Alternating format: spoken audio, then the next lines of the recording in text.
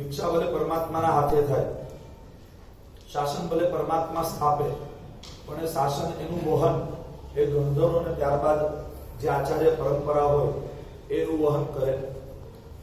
પરમાત્મા દીક્ષા આપે અને પછી એ ગણધરોને સોંપે, સ્થવિરોને સોંપે, એ શિષ્ય પરંપરા આચાર્યોને સોંપવામાં આવે અને આગળ આગળ ચાલે. તો જે પણ શિષ્યોની દીક્ષા થઈ છે એ ગ્રહણ અને આસેવન શિક્ષા, ગ્રહણ એટલે કે અભ્યાસ વગેરે થિયરિટિકલ, અને આસેવન એટલે કે પ્રેક્ટિકલ શિક્ષાઓ એ કોની પાસે મેળવે, જેને એની સોંપણી કરવામાં આવી હોય એની પાસે ગ્રહણ અને આસેવન શિક્ષા મેળવે. એટલે પરમાત્મા શાસનની સ્થાપના કરે અને પછી ગણધરોને એ શિષ્યો સુપ્રત કરી દે, સમર્પિત કરી દે. ગણધરો એ સાધુઓ એમને ગ્રહણ અને આસેવન શિક્ષા આપે, એમને જ્ઞાન આપે, એમને વાચનાઓ આપે, એમને આચારોમાં વ્યવસ્થિત રાખે, અને આ રીતે જૈન શાસનની પરંપરા આગળ ને આગળ વધે. પરમાત્મા મહાવીર કેવળ જ્ઞાન પામ્યા ત્યારે 42 વર્ષની ઉંમર, 72 વર્ષે પરમાત્મા નિર્વાણ પામ્યા. 30 વર્ષ સુધી પરમાત્મા રહ્યા, પણ એ 30 વર્ષમાં પણ શાસનને પરમાત્માએ ચલાવ્યું નથી. પરમાત્માએ માત્ર શાસનને સ્થાપ્યું છે. કેમ કે શાસ્ત્રકારો કહે છે કે ક્યારે પણ કેવલ જ્ઞાની આત્મા હોય એ અનુશાસન ન કરી શકે. અનુશાસન કરવા માટે ક્યારેક વાત્સલ્ય પણ આપવું પડે છે, કેવલ જ્ઞાની ના આપી શકે, કેમ કે રાગ નથી. અનુશાસન કરવા માટે ક્યારેક ઠપકારવા પણ પડે, ક્યારેક અટકાવવા પણ પડે, ક્યારેક ઠોકવા પણ પડે, જેને શાસ્ત્રીય પરિભાષાની અંદર ચોયણા અને પડી ચોયણા કહેવામાં આવી છે. તો એ કેવલ જ્ઞાની ન કરી શકે, કેમ કે કેવલ જ્ઞાનીની અંદર રાગ પણ નથી, એટલે વાત્સલ્ય પણ ના આપી શકે. એમની અંદર પ્રશસ્ત કક્ષાનો ક્રોધ પણ નથી, દ્વેષ પણ નથી, કે જેથી એ શિષ્યના આત્મહિત માટે એને ઠપકારે, એ બહુ બહુ પ્રેરણા કરે. એટલે કેવલ જ્ઞાની એ ક્યારે પણ ગુરુના પદ ઉપર ના હોય. ગુરુ એ તો હંમેશા છદ્મસ્ત હોય, તો જ એ શિષ્યને બરાબર અનુશાસન કરી શકે. એટલે પરમાત્મા શાસનની સ્થાપના કરે અને છદ્મસ્ત એવા ગણધરોને શાસન વહન કરવા માટે આપી દે. અને 30 વર્ષ પરમાત્મા એમણે શાસન ચલાવ્યું. બાકીના 21,000 વર્ષની જે જવાબદારી છે એ ગણધરો અને આચાર્યોને પરમાત્માએ સોંપી. એટલે અપેક્ષા એ કહેવું હોય તો કહી શકાય કે કોઈ પણ સંસ્થા, કોઈ પણ વ્યવસ્થા, કોઈ પણ ઓર્ગેનાઇઝેશન, આપણને પણ એનો અનુભવ હશે કે કોઈ પણ સંસ્થા, ઓર્ગેનાઇઝેશન, ઇવન સંઘ, એની સ્થાપના કરી દેવી હજી અપેક્ષા એ સહેલી છે. કેમ કે સ્થાપના વખતે એનો ઉલ્લાસ જબરદસ્ત હોય, સ્થાપના વખતે એના જે મોટિવ્સ હોય, એનો જે ટાર્ગેટ હોય એ ક્લિયર હોય, સ્થાપના વખતે બહુ જ વ્યવસ્થિત પહેલી હરોળના લોકો હોય, એટલે સ્થાપના બહુ જ સરસ થઈ જાય. પણ ઇનોગ્રેશન પછી જે એક્ઝિક્યુશનનો તબક્કો છે એ બહુ જ ચેલેન્જેબલ હોય છે. અને એ ચેલેન્જેબલ કામ પરમાત્મા પછી ગણધર અને ગુરુ પરંપરા કરે છે. એ ગુરુ પરંપરાની અહીંયા વાત છે કે ભગવાન મહાવીરના ગણધરો તો 11 હતા, પણ એમના ગણ 9 હતા. એ કઈ રીતે? તો ઇન્દ્રભૂતિ એ પોતે પોતાના જે 500 શિષ્યો સાથે દીક્ષા લીધી હતી એ 500 ને વાચન આપે છે. એમ અગ્નિભૂતિ પણ પોતાના 500, વાયુભૂતિ પણ પોતાના 500, વ્યક્ત અને સુધર્મા સ્વામી પણ પોતાના 500 અને 500. આ રીતે 5 ગણધર, એમના 5 ગણ થયા.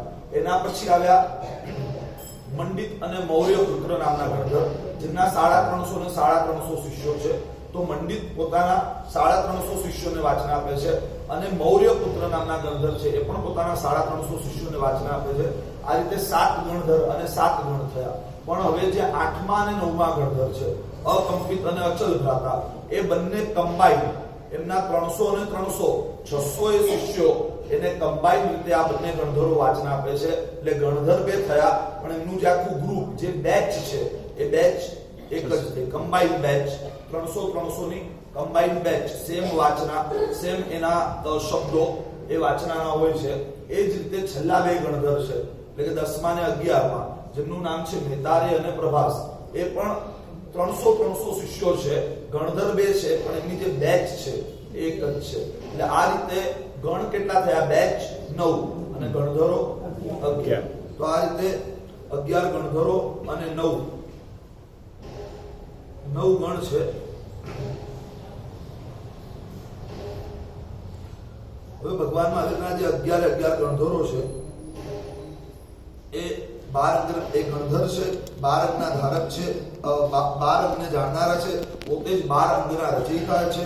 14 પૂર્વી છે, સમસ્ત શ્રુત જ્ઞાન એના ધારક છે અને આ બધા જ ગણધરોમાંથી 9 ગણધર એ ભગવાનની હયાતીમાં જ રાજગુરી નગરીમાં 1 મહિનાનું અણસણ કરી અને વૈભારગીરી પર્વત ઉપરથી એ બધા જ 9 ગણધર મોક્ષમાં જાય છે. તો કયા 2 ગણધર પરમાત્મા પછી પણ શેષ રહે છે, એટલે કે બાકી રહે છે? તો પરમાત્માની હાજરીમાં ઇન્દ્રભૂતિ ગૌતમ અને આર્ય સુધર્મા સ્વામી, આ 2 ગણધરો પરમાત્મા પછી પણ હયાત છે. બાકીના 9 ગણધરો પરમાત્માની હાજરીમાં જ મોક્ષની અંદર જતા રહ્યા છે. હવે બીજા બધા જ 7 ગણધરો જ્યારે પણ મોક્ષમાં જાય છે ત્યારે પોતાનો ગણ એ ઇન્દ્રભૂતિ ગૌતમને સોંપીને ગયા છે અને છેલ્લે ઇન્દ્રભૂતિ ગૌતમ એ પણ જ્યારે મોક્ષમાં જાય છે ત્યારે પોતાનો ગણ એ આર્ય સુધર્મા સ્વામીને સોંપીને જાય છે. એની પાછળના કેટલાક કારણો છે. એમાં સૌથી પહેલું કારણ એ છે કે સુધર્મા સ્વામી એમનું આયુષ્ય મૂક્યું છે. શાસ્ત્રોમાં લખ્યું છે કે ગણ કોને સોંપવો જોઈએ? ગણ એવી વ્યક્તિને સોંપવો જોઈએ જે પરિપૂર્ણ 5 ઇન્દ્રિય વાળા હોય, જે લાંબા સમય સુધી ગણનું વહન કરી શકે એવા હોય. એટલે આ તમારા સંસારમાં પણ લાગુ પડે કે ભાઈ ઘરમાં હવે મુખ્ય જવાબદારી કોની હોય? તો કે જેની 5 ઇન્દ્રિયો સાબુત હોય, જે લાંબુ ખેંચી શકે એવા હોય, જે વ્યવસ્થિત હોય. તમે ઘર બાર બિઝનેસ એની અંદર આ રસ્તો અપનાવો જ છો અને એમાંથી નિવૃત્ત સમયસર થાવ છો. એવી જૈન શાસનની પણ આ પરંપરા છે કે એવી જ વ્યક્તિને સોંપવામાં આવે. અને એટલે 50,000 શિષ્યો અને રેન્કમાં નંબર 1 હોવા છતાં પણ પરમાત્માની પાઠ પરંપરામાં પાઠ કોને સોંપવામાં આવી? સુધર્મા સ્વામીને. કેમ કે એનું પ્રમુખ કારણ હતું કે એમનું આયુષ્ય એ લાંબુ હતું. ઇન્દ્રભૂતિ ગૌતમના મોક્ષમાં ગયા પછી પણ 8 વર્ષ એ હયાત રહેવાના હતા, એટલે કે કુલ 100 વર્ષનું સુધર્મા સ્વામીનું આયુષ્ય. અને એના સિવાય પણ બીજી વાત એવી છે કે સુધર્મા સ્વામી એમની અંદર સાધુઓ પ્રત્યેનું વાત્સલ્ય ગૌતમ સ્વામીમાં તો હતું જ, નતું એમ નહીં, પણ સુધર્મા સ્વામીની અંદર એ સાધુઓ પ્રત્યેનું વાત્સલ્ય જબરદસ્ત હતું. અને લીડરશિપનો સૌથી પહેલો ગુણ છે કે વાત્સલ્ય હોય તો જ એ વ્યક્તિ બધાને એક સૂત્રે એ બાંધીને રાખી શકે. એટલે સુધર્મા સ્વામી પાસે આ ગુણ પણ હતો અને એના પુરાવા આપતા દ્રષ્ટાંત પણ. રાજગુરી નગર એક કઠિયારાએ દીક્ષા લીધી કે આખા નગરની અંદર વાતો થવા લાગી કે આ ભાઈ હેન્ડ ટુ માઉથ પણ નતો, 2 ટાઈમનું પૂરું એ નતો કરી શકતો. સારું થયું દીક્ષા લઈ લીધી. દીક્ષા એના માટે જ એને લીધી છે કે હવે ત્યાં બેઠો એને ખાવા મળશે. અને જ્યારે એ મહાત્માએ આ સાંભળ્યું, નવા દીક્ષિત સંસારી પણ કઠિયાર હતા, દુઃખ લાગ્યું કે મેં વૈરાગ્યથી વાસિત થઈને દીક્ષા લીધી છે અને આખા નગરમાં મારી સામે આવી વાતો ચાલે છે. દુઃખી થયા, દુભાયા. એની રેખાઓ મોઢા ઉપર બી દેખાવા લાગી. અને સુધર્મા સ્વામી ભગવંતને જ્યારે ખબર પડી કે શું થયું ભાઈ, તો કે આવી વાતો ચાલે છે, ત્યારે સુધર્મા સ્વામીએ નક્કી કર્યું. રાજગુરી નગર એટલે એ વખતની જૈન ધર્મની રાજધાની ગણાય. ભગવાને ખુદ ત્યાં 14 ચોમાસા કર્યા હતા અને એવા નગરમાં બહુ લાંબી સ્થિરતા કરવાના કદાચ હશે. અને એવા સમયે જ્યારે આ નૂતન મહાત્મા એમનું એક ક્ષેત્રની અંદર એમને અરતિ થાય છે, એ પોતે આર્ત ધ્યાન જેવું થાય છે, ત્યાં ડિસ્ટર્બ થઈ રહ્યા છે, ત્યારે સુધર્મા સ્વામીએ નક્કી કર્યું કે આપણે અહીંયાથી આવતીકાલે જ વિહાર કરી દેવો છે. એક નૂતન દીક્ષિત નવા તાજા દીક્ષા લીધેલા મહાત્મા એમની માટે જૈન શાસનના પહેલા પટધર એ પોતે નક્કી કરે છે કે અહીંયાથી વિહાર કરી દેવો છે, જ્યાં મારા સાધુનું માન ન જળવાતું.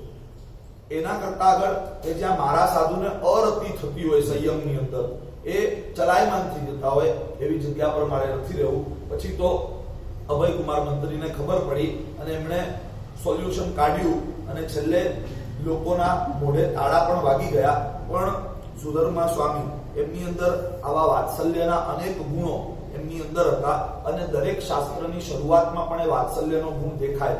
આચાર્ય સૂત્ર જો તમે સાંભળ્યું હોય અને એની શ્રેણીના પહેલા જ દિવસે આપણી વાત થઈ હતી, પ્રવચન મારા ભાગે જ આવેલું અને એ વખતે પહેલા જ અધ્યયન એની પહેલી જ પંક્તિ, એ પહેલી પંક્તિની શરૂઆત થાય છે, સુવમે આયુષમ તેણ ભગવયા એવમ અખાય. હે આયુષ્મન, ભગવાન પાસે રહેતા મેં સાંભળ્યું છે. સુધર્મા સ્વામી પોતાના શિષ્યને જ્યારે સંબોધન કરી રહ્યા છે ત્યારે આયુષ્મન કહીને સંબોધન કરે છે. આ વાત્સલ્યનું દ્યોતક છે. આવા વિશેષણો તમે જ્યારે તમારા સંતાનોને નાલાયક કહીને બોલાવો, સીધી વાત છે, નાલાયક જ બને. કેમ કે તમે એને બોલાયો જ નાલાયક કહીને છે, તમે એને બોલાયો જ નકામો કહીને છે.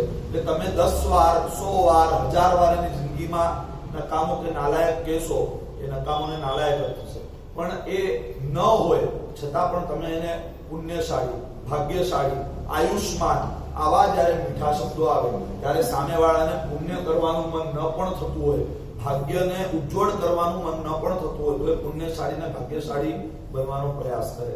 એટલે આવા અનેક ઘટનાઓ ઉપરથી આવી દેખાય કે સુધર્મા સ્વામી એમની અંદર એ નેતૃત્વના ગુણો હતા અને આવા વાત્સલ્યના ગુણોના કારણે સુધર્મા સ્વામી એમને પાઠ સોંપવામાં આવી. સુધર્મા સ્વામી એ પરમાત્મા મહાવીરના સર્વપ્રથમ પદ્ધર થયા. એટલે આજે વિદ્યમાન જેટલા પણ શાસ્ત્રો છે, જેટલા પણ શાસ્ત્રો હોય અથવા તો જેટલા પણ સાધુ સાધ્વી હોય, ભલે આગળ બધાની ગુરુ પરંપરા કદાચ છૂટી પડે, કચ્છો પ્રમાણે, ફિરકાઓ પ્રમાણે, સમુદાયો પ્રમાણે, સંપ્રદાયો પ્રમાણે દરેક રીતે, પણ છેલ્લે સુધર્મા સ્વામી એ તો બધા માટે કોમન, બધાના ગુરુ, દરેક શાસ્ત્ર અને દરેક સાધુની પરંપરા એનું મૂળ એ સુધર્મા સ્વામી સાથે જોડાય છે. એવા સુધર્મા સ્વામી એ અગ્નિ વેશ્યાયન પુત્રના હતા. એમની પાઠ પરંપરામાં કાશ્યપ પુત્રના આર્ય જંબુ સ્વામી મહારાજ આયા. આર્ય જંબુ સ્વામી મહારાજ એમની પણ વાતો બહુ નિરાળી છે. આર્ય જંબુ સ્વામીના જો આગલા ભાવ જોઈએ તો આગલા ભાવની અંદર મોટા ભાઈના દાક્ષિણ્યના કારણે લીધેલી દીક્ષા અને ત્યારબાદ લજ્જાથી 12 વર્ષ સુધી એમણે સંયમ પાડ્યું છે. શાસ્ત્રકારો કહે છે, થોડા સમય પહેલા પણ આપણી વાત થઈ હતી ઉત્તરાધન સૂત્રના પ્રવચન દરમિયાન કદાચ, કે જે આત્મા વૈરાગ્યથી, જ્ઞાન ગર્ભિત વૈરાગ્યથી ચારિત્રનું પાલન કરે છે તો ધન્યાતિ ધન્ય છે. સંયમનું પાલન કરે છે, આત્મ સંયમ રાખે, સંસારમાં બેઠા બેઠા પણ એ આત્મ સંયમ રાખે છે તો ધન્યાતિ ધન્ય છે. પણ જે આત્મા એ લોકલજ્જાથી પણ ધર્મનું પાલન કરે છે, લોકલજ્જાથી પણ વ્રતો પાળે છે, સંયમ પાળે છે, બ્રહ્મચર્યનું પાલન કરે છે, મર્યાદાઓનું પાલન કરે છે, એને શાસ્ત્રકારો એને પણ સલામ આપે છે. અને એ વાત અહીંયા આપણને દેખાય કે 12 વર્ષ સુધી સંયમના અધ્યવસાયો નથી, મનની અંદર નાગીલા છે પણ તન એ સંયમની અંદર છે. 12 વર્ષ સુધી મોટા ભાઈ મહારાજ એમના દાક્ષિણ્યના કારણે આજે ભવદેવ છે એ ભવદત્ત મુનિના દાક્ષિણ્યથી એકમાત્ર હું જો એમને ના પાડીશ તો મોટા ભાઈને કેવું લાગશે, આવા ભાવથી 12 વર્ષ ચારિત્ર પાડે છે. ભાઈ મહારાજ કાળ કરે છે એટલે ફરી પાછા પોતાની જગ્યાએ પહોંચી જાય છે. પણ ત્યાં પહોંચે છે ત્યાં ઓલી નાગીલા પણ એવી છે કે ફરી પાછા ભવદેવને પ્રતિબોધ કરે છે, ફરી પાછા સંયમમાં એમને પાછા વાળે છે. અને ભવદેવ એ ત્યાંથી કાળ કરી અને દેવના ભાવમાં, ત્યાંથી કાળ કરી અને શિવકુમારના ભાવમાં પણ ચારિત્ર માટે જબરજસ્ત સ્ટ્રગલ. આ એક આખી જબરજસ્ત કથા છે જેનો આપણે વિસ્તાર કરી શકીએ એમ નથી. પણ શિવકુમારના ભાવમાં પણ છઠના પારણે છઠ ચારિત્ર મેળવવા માટે એ કરે છે. અને આ રીતે ત્યાંથી કાળ કરી દેવ થઈ અને એના પછીના ભવની અંદર જંબુકુમાર થાય છે. આગલા 2 ભવોની અંદર પાડેલું ચારિત્ર અને ચારિત્રને મેળવવા માટે કરેલું જે પુરુષાર્થ છે એ પુરુષાર્થના બળ ઉપર આટલી દોમદોમ સાહેબી હોવા છતાં 16 વર્ષની ઉંમરે એ બધું જ છોડી અને રાજગુરીના ઋષભદત્ત શ્રેષ્ઠી અને ધારીની શેઠાણી એમનો આ 16 વર્ષનો યુવાન કુમાર, 99 કરોડ સોનૈયા, 8 યુવાન પત્નીઓ, બહુ મોટું ભવન હવેલી એને છોડી અને સુધર્મા સ્વામી પાસે ચારિત્ર અંગીકાર કરે છે. અને ચારિત્ર અંગીકાર કરી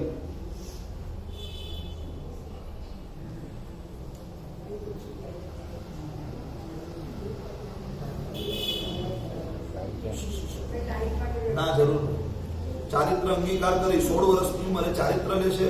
20 વર્ષ સુધી છદ્મસ્ત પર્યાય પાડે છે અને 44 વર્ષ કેવલી પર્યાયની અંદર રહી અને કુલ 80 વર્ષનું આયુષ્ય પાડી અને જંબુ સ્વામી મહારાજ એ મોક્ષની અંદર જાય છે. અને એ મોક્ષમાં જાય છે એની સાથે જ આ ભરત ક્ષેત્ર એની અંદર 10 વસ્તુઓનો વિચ્છેદ થાય છે. એમાં પહેલા નંબરમાં મનપર્યો જ્ઞાન, પછી પરમ અવધિ જ્ઞાન, એના પછી કુલાક લબ્ધિ, આહારક લબ્ધિ, ક્ષપક શ્રેણી. કે ક્ષપક શ્રેણી કેવલ જ્ઞાન થાય અને મોક્ષમાં જાય એટલે મોક્ષનો વિચ્છેદ થાય. એની સાથે ક્ષપક શ્રેણી છે કે કેવલ જ્ઞાન છે એનો પણ વિચ્છેદ થાય. એટલે ક્ષપક શ્રેણી, ઉપશમ શ્રેણી, પછી જીનકલ, પછી 3 પ્રકારના સંયમ, 5 પ્રકારના છે એમાંથી છેલ્લા 3 પ્રકારના સંયમ, કેવલ જ્ઞાન અને મોક્ષ.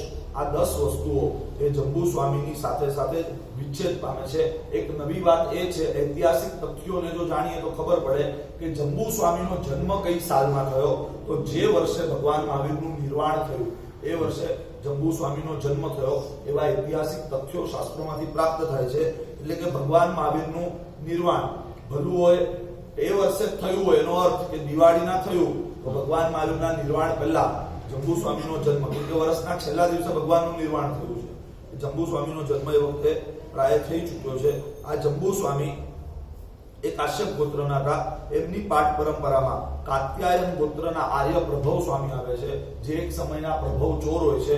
જંબુ કુમારના લગ્ન વખતે એમના જ ભવનની અંદર 500 ચોર સાથે જે ધાડ પાડવા આવેલા હોય છે, પણ જંબુ કુમાર અને એમની પત્નીઓ એમની વૈરાગ્ય વાર્તા, પહેલી રાત્રિની જે વૈરાગ્ય ભરેલી વાતો છે એને સાંભળી અને પ્રતિબોધ પામે છે. અને આ રીતે 500 ચોર, જંબુ કુમાર અને એમની 8 પત્નીઓ એટલે 9, અને જંબુ કુમાર અને 8 પત્નીઓના પિતા 9, અને જંબુ કુમાર અને એમની 8 પત્નીઓ એમની માતા એ 9, એટલે 527, 500 ચોર અને 27 આ બધા પરિવારજનો, માતા પિતા અને વરવધુ એ બધા મળી અને 27, એ રીતે 527 આત્માઓ દીક્ષા લે છે. એમાં જે 500 ચોરનો અધિપતિ એ પ્રભવ ચોર પણ દીક્ષા લે છે. અને દીક્ષા લઈ અને પછી એમને સુધર્મા સ્વામીની પાઠ પર, જંબુ સ્વામીની પાઠ પર સ્થાપવામાં આવે છે. હવે આ જે પ્રભવ સ્વામી છે એ પ્રભવ સ્વામી પણ જ્યારે યોગ્ય સમય થાય છે ત્યારે શાસનની અંદર નજર ફેરવે છે કે હવે મારે કોને આચાર્ય બનાવવા, પણ જૈન શાસનમાં એમને કોઈ દેખાતું નથી. એટલે પછી અન્યત્ર બધે નજર ફેરવે છે, ત્યાં પણ કોઈ દેખાતું નથી. એટલે શ્રાવક સંઘમાં નજર ફેરવે છે કે શ્રાવકમાં પણ એવો કોઈ પ્રતિભાશાળી હોય કે જેને હું મારી પાઠ પર સ્થાપી શકું, તો એને પ્રતિબોધ કરી દીક્ષા આપી અને એને પાઠ પર સ્થાપવું. પણ જ્યારે ચતુર્વિધ સંઘમાં કોઈ જગ્યાએ કોઈ પાત્ર આત્મા દેખાતો નથી, ત્યારે શ્રુત જ્ઞાનનો ઉપયોગ મૂકી અને અન્ય દર્શનની અંદર પણ નજર કરે છે. ત્યારે સ્વયંભવ નામના બ્રાહ્મણ છે, ખૂબ જ સાત્વિક છે, યજ્ઞ કર્મો કરાવે છે અને પરાક્રમી છે, સત્વશાળી છે. એટલે એક જગ્યાએ એમનો યજ્ઞ ચાલતો હોય છે અને એવા સમયે પ્રભવ સ્વામી પોતાના 2 શિષ્યોને ત્યાં મોકલે છે અને શિષ્યોને મોકલીને કહે છે કે ત્યાં જઈ તમારે એટલું જ કહેવાનું કે અહો કષ્ટમ તત્વમ ન જ્ઞાયતે પરમ, કે આ શું આ કષ્ટ ક્રિયાઓ કરી રહ્યા છો, આ કષ્ટ છે, આ તત્વ નથી. એટલે કષ્ટો કરો છો પણ તત્વને જાણતા નથી, અને આ ખોટી મજૂરી શા માટે કરો છો, આવી વાતો તમે કરજો. અને પછી કાંઈ પણ થાય તો તમે કહેજો કે આ તો અમારા ગુરુદેવે અમને આવું બોલવાનું કીધું એટલે અમે બોલ્યા. અને આ લોકો શિષ્યો ત્યાં જઈ અને યજ્ઞની અંદર આવી રીતે કહે છે કે અહો કષ્ટમ તત્વમ ન જ્ઞાયતે બોલો. તમે જામા મસ્જિદમાં જઈને બોલો કે આ શું આ મજૂરી છે, આ શું ખોટી કસરતો છે, સાચું તો જાણતા જ નથી અને આવી બધી ખોટી જફાઓ કર્યા કરો છો તો શું થાય, ભારત ના નીકળવા દે ત્યાંથી, ત્યાં ને ત્યાં એની ચાદર ચડી જાય, કમર બની જાય. એટલે આવું જ ત્યાં બન્યું. કેમ કે એ સમયે જૈનો અને વેદાંતીઓ વચ્ચે પણ આવા વૈમનસ્યો હતા. કેમ કે વેદાંતીઓ એ ભરપૂર યજ્ઞો, હિંસાઓ, ક્રિયાકાંડની અંદર ગળાડૂબ હતા. અને એટલે જ્યારે સાધુઓ આવું બોલ્યા, જૈન સાધુઓ નિર્ગ્રંથો, ત્યારે ત્યાં યજ્ઞમાં બેઠેલા લોકો એકદમ જૈન સાધુઓની સામે ધસી પડ્યા. અને એમાં પણ જે યજ્ઞ કરાવનારો જે મુખ્ય બ્રાહ્મણ હતો સ્વયંભવ, એને તો તલવાર કાઢીને સાધુની સામે ધરી દીધી. અને ત્યારે સાધુઓએ કહ્યું કે જો ભાઈ આ અમારા ગુરુએ અમને કીધું છે, તો કે એવું તે શું છે કે અમે અહીંયા આ હજામત કરી રહ્યા છીએ, તમે કહો છો કે આ ખાલી કાય ક્લેશ છે. અને ત્યારે સાધુઓએ કહ્યું કે તમને જો વિશ્વાસ ન થતો હોય તો જોઈ લો, આ તમારો જે યજ્ઞ મંડપ છે આની નીચે જ, આ સ્તૂપની નીચે જ તમે ખોદીને જુઓ એટલે તમને સાચું તત્વ પ્રાપ્ત થશે. અને ખોદીને જોયું તો ત્યાંથી શાંતિનાથ ભગવાનની પ્રતિમા નીકળી. અને એ પ્રતિમાને જોઈ અને પછી સ્વયંભવ બ્રાહ્મણ એ પોતે પ્રતિબોધ પામ્યા, ગુરુ પાસે આવ્યા, ગુરુ પાસે આવી અને દીક્ષા ગ્રહણ કરી અને હવે સ્વયંભવ મુનિ બન્યા. પણ દીક્ષા લઈ લીધી એ દરમિયાનમાં એમની જે પત્ની હતી એ ગર્ભવતી હતી. આવું પણ બને છે કે સંતાન ગર્ભની અંદર હોય અને પિતા નીકળી પડ્યા હોય. અમારા સમુદાયમાં આચાર્ય કુલચંદ્ર સુરીશ્વરજી મહારાજ, બાળક હજી પેટમાં હતું માતાના, અને પોતે સંયમ અંગીકાર કર્યો. તો આવા પણ સત્વશાળી આત્માઓ આ દુનિયાની અંદર હોય છે. સ્વયંભવ બ્રાહ્મણે દીક્ષા લઈ લીધી અને એ આગળ જ્ઞાન સંપાદન કરતા કરતા ગુરુની કૃપા દ્વારા એમને આચાર્ય પદ પ્રાપ્ત કર્યું. એ હવે જૈન શાસનના પટ્ટધર આચાર્ય થયા છે. અને એવા સમયે એમનું જે સંતાન હતું એનું નામ છે મનક. એ મનક 8 વર્ષનો થયો.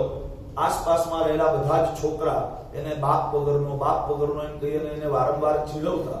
એટલે એને માતાને આવીને પૂછ્યું કે આ બધાના પપ્પા છે, આ બધાના પિતા છે, મારા પિતા ક્યાં છે? મારા પિતા છે કે નહીં? અને ત્યારે માતાએ એને વાત કરી કે બેટા પિતા તો હોય જ ને, પિતા છે પણ હવે ક્યાં છે નથી ખબર. આવું બધું બન્યું હતું અને એ તો જતા રહ્યા, ઘરે પણ આવ્યા નહીં, ત્યાંથી નીકળી ગયા. એટલે બેટા હવે મને નથી ખબર તારા પિતા ક્યાં છે. અને મનક ઘર છોડી નીકળી ગયો. ઠેર પિતાને ગોતે છે. લોકોને પૂછે છે કે ભાઈ આજથી વર્ષો પહેલા 8 વર્ષ પહેલા એક યજ્ઞ ચાલતો હતો, એની અંદર કોઈ સાધુઓ આયા, આવું થયું. કેટલાકને ખબર જ નથી કે ભાઈ અમને તો આવી કશી ખબર નથી. અને આમ ફરતા એ તપાસ કરી રહ્યા છે મનક. અને એ વખતે એક જૈન સાધુ સામે મળે છે. ખંડિલ ભૂમિ જઈને પાછા આવતા હોય છે. એ મળે છે એટલે એમને પૂછે છે કે ભાઈ તમે જૈન સાધુ છો, તમને કદાચ ખબર હશે કે આવી રીતે એક બ્રાહ્મણ હતા અને આવું બધું બન્યું હતું યજ્ઞમાં, અને તો એમણે દીક્ષા લઈ લીધી. ત્યારે ઓલા મહાત્મા પૂછે છે કે ભાઈ શું કામ છે? તો બોલ. અને ત્યારે સાયલેન્ટ ભૂપેન્દ્ર એ વખતે એમણે દીક્ષા, આ દિવ્ય ધ્વનિ છે ભગવાનની દેશનામાં પણ. એટલે પૂછે છે કે શું કામ છે? અને ત્યારે ઓલું બાળક કહે છે કે એ મારા પિતા હતા, હું માતાના પેટમાં હતો અને ત્યારે નીકળી ગયા. અને એ મહાત્માને ખ્યાલ આવે છે કે આ તો બીજો કોઈ નહીં, મારો જ દીકરો છે. કેમ કે મહાત્મા કે આચાર્ય ભગવાન સ્વયંભવ સુધી મહારાજ હતા. બાળકને સાથે લઈને આવ્યા, એને ફોસલાવીને સમજાવ્યું કે બેટા હું તને તારા પપ્પા સાથે મેળવીશ, તું ચાલ મારી સાથે. એને લઈને આવ્યા અને પછી પપ્પાને પણ ભૂલાઈ જાય એવું સરસ વાત્સલ્ય આપ્યું, વૈરાગ્ય પીરસ્યો અને એને તૈયાર કર્યો. દીક્ષા લેવા માટે તત્પર થયો. દીક્ષા પણ એને લીધી. અને દીક્ષા લીધી ત્યારે 14 પૂર્વના જ્ઞાની એવા આચાર્ય સ્વયંભવ સુધી મહારાજે જોયું પોતાના જ્ઞાનમાં કે આની પાસે તો હવે 6 જ મહિના આયુષ્ય શેષ છે. અને ત્યારે સ્વયંભવ સુધી મહારાજ પોતે 14 પૂર્વ હતા, વિશાળ જ્ઞાન હતું. હવે 14 પૂર્વ એ તો આ બાળ મુનિને ભણાવાય એવું છે નહીં. ત્યારે પોતે 6 મહિનામાં આત્મકલ્યાણ સાધી શકે એની માટે આખા 14 પૂર્વની અંદરથી ઉદ્ધૃત કરી અને 750 શ્લોક પ્રમાણ એક સૂત્ર બનાવ્યું જેનું નામ છે 10 વૈકાલિક સૂત્ર. 10 અધ્યયનમાં આ 10 વૈકાલિક સૂત્ર છે એ બનાવી અને એમને એની વાચના આપી. પોતે વાચનાઓ આપી અને એમની અંદર આચાર, વૈરાગ્ય, અધ્યાત્મ વગેરે ગુણો એ સ્થાપિત કર્યા. અને આ રીતે 6 મહિનાના અંતે ખૂબ જ સરસ આરાધના કરી અને મનક મુનિ આયુષ્ય પૂરું કરી અને દેવલોકમાં ગયા. પછી આ 10 વૈકાલિક સૂત્ર એને બસ હવે ગોપવી દેવાનું હતું કે બસ કામ પૂરું થયું. પણ પછી શિષ્યોની વિનંતીથી એ 10 વૈકાલિક સૂત્રને એમને યથાવત રાખવામાં આવ્યું. પાછળ તો શિષ્યોને પણ ખબર પડી. જ્યારે ખબર પડી ત્યારે શિષ્યોએ કહ્યું કે ગુરુદેવ જો આપના દીકરા હતા તો અમને કેવું હતું ને, અમે એમની સેવા કરત. કેમ કે ગુરુના પુત્ર એ અમારી માટે તો પૂજનીય જ કહેવાય, અમારી માટે તો એ સેવા યોગ્ય જ કહેવાય. ત્યારે ગુરુએ કહ્યું કે એટલે જ તમને ના કહ્યું કે તમે જો એની સેવા કરવામાં લાગી ગયા હો તો કદાચ એવું બની શકે કે એ પછી શિથિલ થઈ જાય, અથવા તો એ જે એમની અંદર હોવું જોઈએ એ પછી એટલી તત્પરતા એમની અંદર આરાધના કરવાની ના આવે, પોતાના આત્મબળ ઉપર આરાધના કરે. એટલા માટે મેં તમને કોઈને જણાવ્યું નહીં. આ રીતે સ્વયંભવ સુરી મહારાજ એમણે પોતાના પુત્રને પણ આત્મકલ્યાણ કરાવી અને છેલ્લે પોતાની પાઠ પર આચાર્ય યશોભદ્ર સુરી મહારાજને સ્થાપિત કરી અને 98 વર્ષની ઉંમરે એ પણ દેવલોકની અંદર ગયા. હવે જે પણ મહાત્માઓ જાય છે દેવલોકમાં, કેમ કે મોક્ષ માર્ગ તો અહીંયા સ્થગિત થઈ ગયો છે, એટલે આર્ય યશોભદ્ર અને આર્ય યશોભદ્ર મહારાજની પાઠ પરંપરાની અંદર એમના 2 મુખ્ય શિષ્યો થયા. એક આર્યભદ્ર બાહુ સ્વામી અને એક આર્ય સંભૂતિ વિજય મહારાજ. આર્યભદ્ર બાહુ સ્વામી પ્રાચીન ગોત્રના અને આર્ય સંભૂતિ વિજય મહારાજ માઢર ગોત્રના. આ 2 ના શિષ્યો હતા. એમાં પણ આર્યભદ્ર બાહુ એ મોટા હતા અને આર્યભદ્ર બાહુ સ્વામી એમની સાથે બહુ સરસ વાતો જોડાયેલી છે. પ્રતિષ્ઠાનપુર નગર એના 2 ભાઈઓ, મોટો ભાઈ વરાહમિહિર અને નાનો ભાઈ ભદ્રબાહુ, બંને બ્રાહ્મણો છે અને બંને ભાઈઓએ જ્યારે દીક્ષા લીધી, નાના ભાઈની અંદર પાત્રતા વધારે છે, મોટા ભાઈની અંદર ઉછાછરાપણું છે, અને એટલે ગુરુએ યોગ્ય સમય જોઈ અને નાના ભાઈને આચાર્ય પદવી આપી. મોટો છંછેડાયો અને ગુરુની સાથે એને ઝઘડો પણ કર્યો. ગુરુથી એ છૂટો પડી ગયો. અહીંયા જે કંઈ અભ્યાસ વગેરે કર્યું હતું દીક્ષાની અંદર, એ જ અધૂરા જ્ઞાનનો, એ જ ઉછાછરાપણાનો એને બહાર વેપાર ચાલુ કર્યો. અને બહાર વેપાર ચાલુ કરી અને જ્યોતિષ, મંત્ર, તંત્ર, વિદ્યાઓ અને લોકોના ભવિષ્ય કથન એ બધું કરવાનું એને ચાલુ કર્યું. આ બાજુ જે ભદ્રબાહુ હતા તો હવે આચાર્ય થઈ ગયા છે કે આચાર્ય ભદ્રબાહુ સ્વામી થયા. કયા? આજ કલ્પસૂત્રના રચયિતા, ઉવસર્ગહરમ સ્તોત્રના રચયિતા, અનેક આગમો એની ઉપર વિવેચનો એટલે કે નિરુક્તિના રચયિતા એ ભદ્રબાહુ સ્વામી. એ ભદ્રબાહુ સ્વામી એક વખત એવું બન્યું કે નગરની અંદર રાજપુત્રનો જન્મ થયો.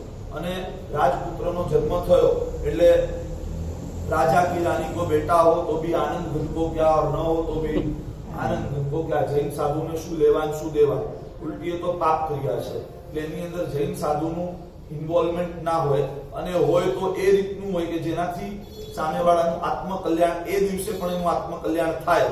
તો બધા જ ધર્મ, બધા જ દર્શનના સંતો, સંન્યાસીઓ બધા રાજાને વધામણી આપવા ગયા, પણ ભદ્રબાહુ સ્વામીએ વધામણી ના આપી.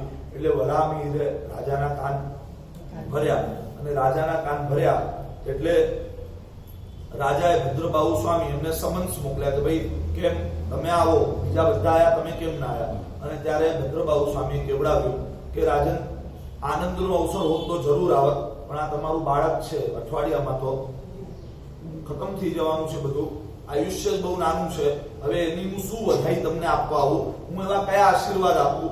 હું એને એમ કહીશ કે 100 વર્ષ જીવ, પણ જીવવાનું જ નથી. અને રાજા ત્યારે પૂછે છે કે એવું કેમ કહો છો? તો કે બિલાડીથી એનું મરણ થવાનું છે અઠવાડિયા પછી, આ હું મારા જ્ઞાનમાં જોઉં છું. અને ત્યારે રાજા આખા ગામમાંથી બિલાડીઓ બહાર કઢાવે છે. આખું ગામ બિલાડીઓ જેટલી પણ હોય એને ખાલી કરાવે છે. અને છતાંય જે થવાનું છે એ થવાનું જ છે. છેવટે બિલાડીના આકારનો જે દરવાજાનો આગળો એ રાજકુમાર ઉપર પડે છે, બહુ ભારે વજનદાર હોય છે, અને એ પડવાના કારણે રાજકુમારનું મૃત્યુ થાય છે. ઘટના દુઃખદ બને છે, પણ એના દ્વારા જૈન શાસનનું જ્ઞાન કેટલું સચોટ છે એ લોકોના હૃદયમાં પ્રતિષ્ઠિત થાય છે. આવી જ રીતે 2, 3, 4 ઘટનાઓ એવી છે કે જે મોટો ભાઈ વરાહમિહિર જે ગુસ્સે થયેલો છે એ જૈન શાસનને હલકું દેખાડવા માટેના પ્રયાસો કરે છે, પણ ક્યાંય એની દાળ ગળતી નથી. અને સર્વત્ર ભદ્રબાહુ સ્વામી એમનો જય જયકાર થાય છે. છેલ્લે એ વરાહમિહિર મૃત્યુ પામી અને વ્યંતર થાય છે. અને વ્યંતર થઈ અને જ્યારે સકળ સંઘ ઉપર ઉપસર્ગ કરે છે ત્યારે ઉપસર્ગ હર સ્તોત્ર એટલે કે ઉવસર્ગહરમ સ્તોત્ર, જે પહેલા થોડું મોટું હતું અને જેના પાઠ દ્વારા, સ્મરણ દ્વારા અવશ્યમેવ દેવતાઓ પ્રગટ થતા હતા, પણ પછી વારંવાર દેવતાઓ દૈવી શક્તિનો નાના કાર્ય માટે દુરુપયોગ લોકો કરતા હતા. એના કારણે એને ગોપવી અને 5 ગાથાનું કરી દેવામાં આવ્યું. આવી ઘણી બધી ઘટનાઓ એ ભદ્રબાહુ સ્વામી સાથે જોડાયેલી છે. તો આર્ય સંભૂતિ વિજય, 2 શિષ્યો હતા આર્ય યશોભદ્ર મહારાજના, મોટા ભદ્રબાહુ સ્વામી, નાના સંભૂતિ વિજય. એ સંભૂતિ વિજયના એક શિષ્ય હતા, અનેક શિષ્યો હતા, એમાંથી મુખ્ય એક શિષ્ય એ ગૌતમ ગોત્રના આર્ય સ્થૂલીભદ્ર. આર્ય સ્થૂલીભદ્ર માટે શું કહેવાનું? એક જ વાક્યમાં કહેવું હોય તો કહી શકાય કે આર્ય સ્થૂલીભદ્ર એક સમય એવો હતો કે જે 12 વર્ષ સુધી કોશ્યાના મંદિરમાં જ પડ્યા હતા. આમ તો મહામંત્રીના દીકરા હતા. એ વખતનું જે નંદ સામ્રાજ્ય મગધનું, એના મહામંત્રી, એનો દીકરો, એટલે કેટલો જવાબદાર હોવો જોઈએ, કેટલો સિન્સિયર અને રિસ્પોન્સિબલ હોવો જોઈએ, પણ 12 વર્ષ સુધી વેશ્યાના ઘરની અંદર પડ્યા છે. અને એ જ સ્થૂલીભદ્ર જ્યારે એકવાર ત્યાંથી નીકળી ગયા એમણે પાછું વળીને નથી જોયું. કહી શકીએ કે નેમિનાથ કરતા પણ સ્થૂલીભદ્ર સ્વામી અપેક્ષાકૃત વાત છે, કવિની કરેલી એક કલ્પના છે કે ખરેખર તો નેમિનાથ કરતા પણ સ્થૂલીભદ્ર સ્વામી વધારે પરાક્રમી છે. કેમ કે નેમિનાથ ભગવાન એમણે તો છે ને, એમણે તો બહાર જઈ અને કામને માર્યો છે, પણ સ્થૂલીભદ્ર સ્વામીએ તો કામના ઘરમાં ઘૂસી, તમે કોઈના ઘરમાં ઘૂસી એના એરિયામાં જઈ અને એને ઠોકીને આવો તો કહેવાય ને 56ની છાતી. મોદી સાહેબ પાકિસ્તાનમાં ઘૂસી અને એર સ્ટ્રાઇક કરી આયા તો લોકોએ 19માં એમને જીતાડી દીધા. બરાબર, આ શું છે? ઘરમાં ઘૂસીને માર્યા. તો એ રીતે સ્થૂલીભદ્ર સ્વામી એ રીતે પરાક્રમી કહેવાય. કામના ઘરની અંદર જઈ અને કામને હણીને આવ્યા, અને એવો અધમો એને કરીને આવ્યા કે ફરી પાછું એ માથું પણ ન ઉચકી શકે. અને એટલે જ દરેક તીર્થંકર, કોઈ પણ તીર્થંકર હોય, એમનું નામ એ 3/24 સુધી સ્મૃતિમાં રહે. દાખલા તરીકે ઋષભદેવ ભગવાન છે તો ગઈ 24માં લોકો એમ કહેતા હતા કે હવે ઋષભદેવ ભગવાન થશે. આપણે એમ કહીએ છીએ કે ઋષભદેવ ભગવાન હમણાં થયા, અને આવતી 24માં પણ લોકો યાદ કરશે કે ગઈ 24માં ઋષભદેવ ભગવાન થયા હતા. એટલે થશે, થયા અને થયા હતા 3/24 સુધી યાદ રહે. પછી પાછળની એક 24 ભૂલાતી જાય અને આગળની એક 24 એડ ઓન થતી જાય. એ રીતે તીર્થંકરના નામ પ્રાય 3/24 સુધી સ્મૃતિમાં રહે. પણ સ્થૂલીભદ્ર સ્વામી એમનું જે પરાક્રમ, કામના ઘરમાં જઈ અને કામને તૂટીને આવ્યા હતા, એટલે શાસ્ત્રકારો કહે છે 84 સુધી એ સ્મૃતિની અંદર રહેશે. તો આવા સ્થૂલીભદ્ર સ્વામી, એ સ્થૂલીભદ્ર સ્વામી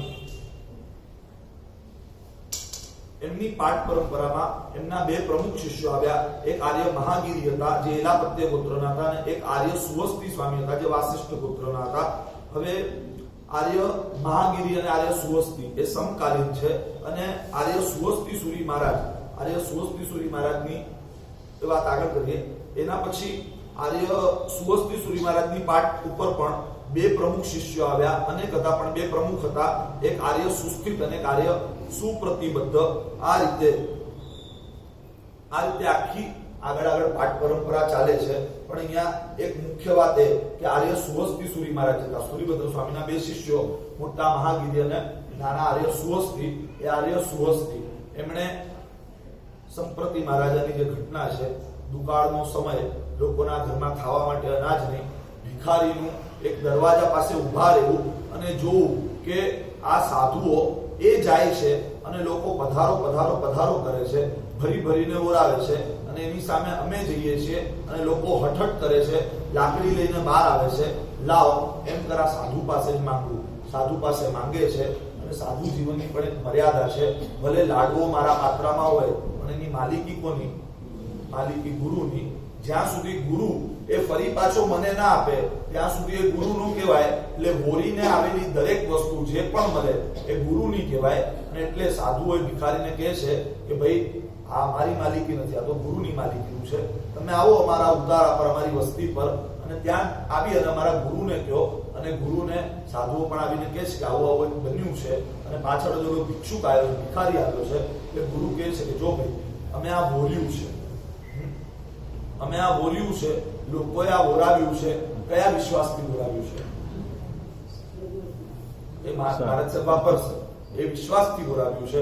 એટલે અમે લોકોના વિશ્વાસનો ભંગ ના કરી શકીએ. લોકોએ આ લાડવો સાધુ મહારાજ વાપરશે એમ સમજીને બોરાવ્યો છે. એટલે તારે વાપરવો હોય તો તું સાધુ બને તો એની ટર્મ્સ એન્ડ કન્ડિશન્સ પૂરી થાય. તો સાચી છે કે લોકોએ જે વિશ્વાસથી, આ એકમાત્ર જૈન શાસન છે જ્યાં લોકોએ જે વિશ્વાસથી દાન આપ્યું હોય, દેરાસરમાં નાખ્યું હોય, એ પ્રસાદ ખાવામાં ન ચાલે. સાધુ ભગવંતને ગુરુ પૂજન જે કર્યું હોય એ બહાર જઈને ભિખારીને આપવામાં ન ચાલે. કેમ? તો કે કરનારે અહીંયા વાસક્ષેપ કરી અહીંયા જયારે રૂપિયા મૂક્યા ત્યારે એના મનની અંદર સંકલ્પ છે કે આ સાધુનો આદર કરી રહ્યો છું, અને આના દ્વારા સાધુને ક્યારે પણ કોઈ વસ્તુની જરૂરિયાત પડે, ખપ પડે તો એની અંદર આ વપરાશે.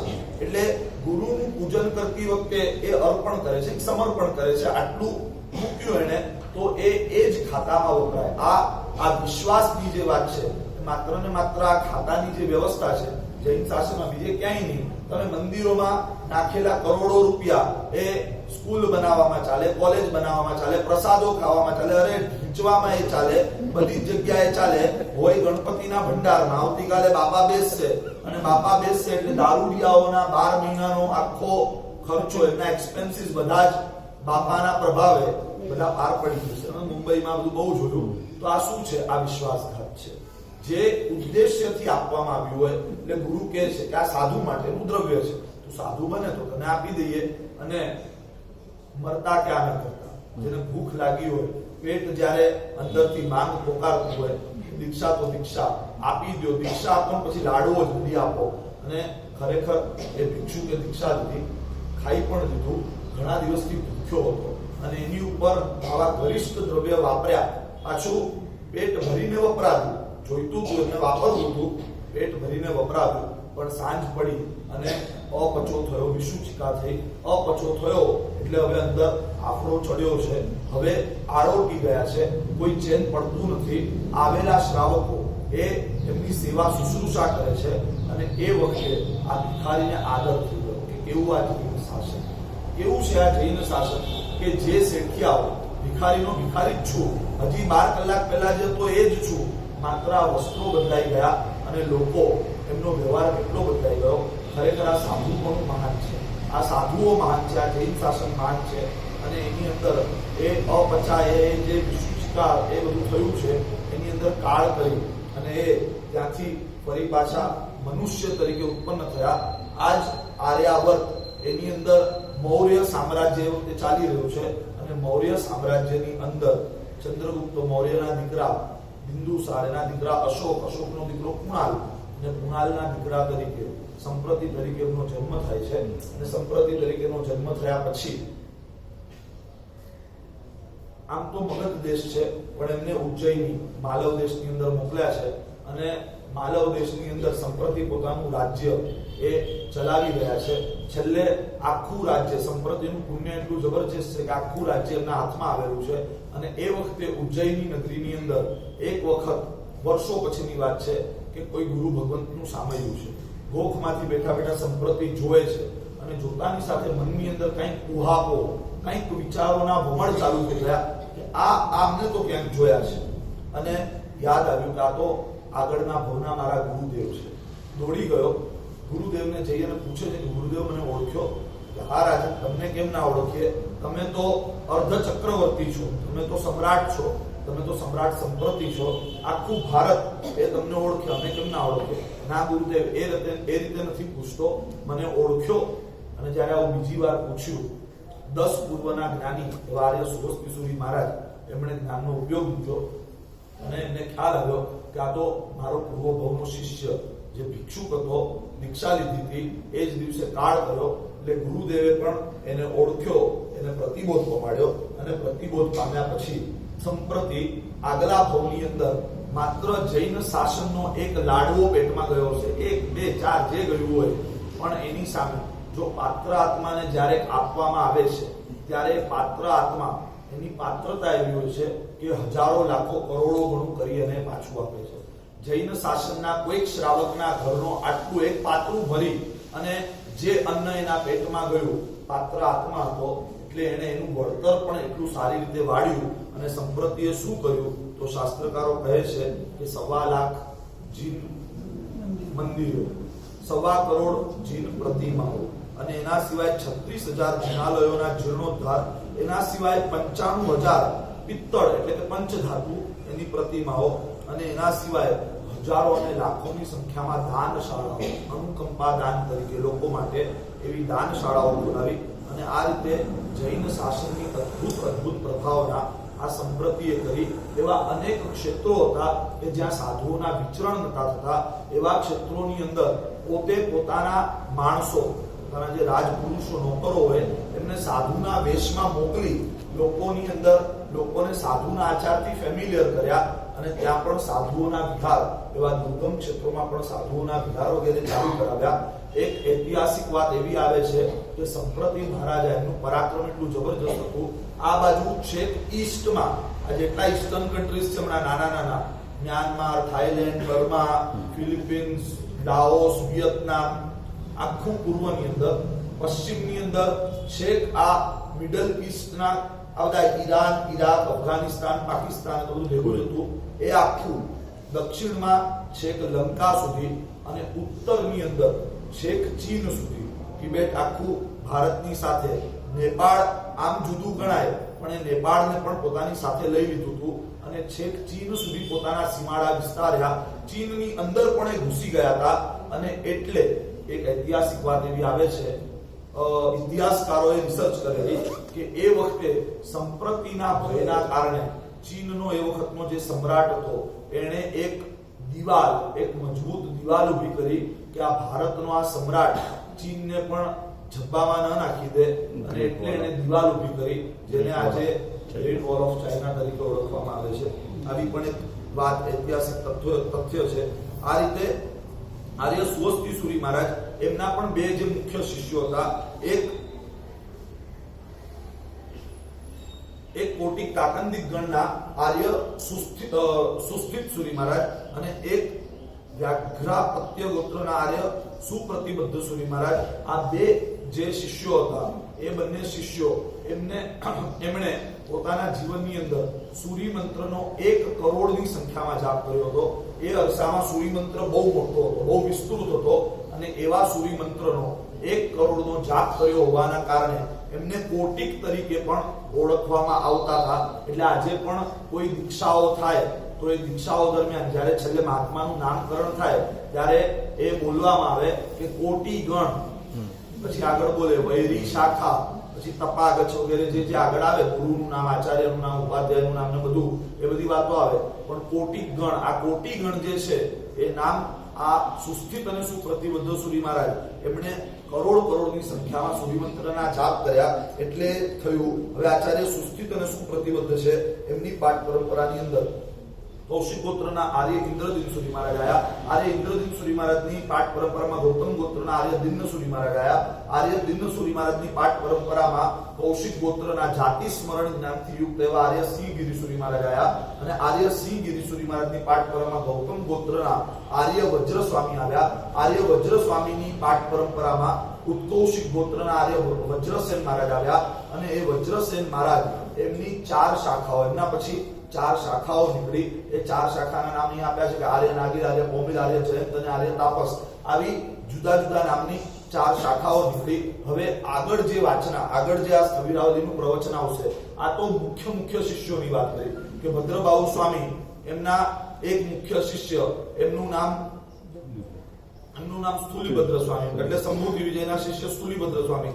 સ્થૂલીભદ્ર સ્વામીના આર્ય મહાગીરી, આર્ય સુવસ્તી સુરી મહારાજ, આર્ય સુવસ્તી સુરી મહારાજના આર્ય સુસ્થિત અને સુપ્રતિબદ્ધ સુરી મહારાજ, આર્ય સુસ્થિત અને સુપ્રતિબદ્ધના આર્ય ઇન્દ્રદિન્ન સુરી મહારાજ, એમના આર્ય દિન્ન સુરી મહારાજ, આર્ય સિંહ ગિરિસુરી, આર્ય વજ્ર સ્વામી, આ એક અને આર્ય વજ્ર છે.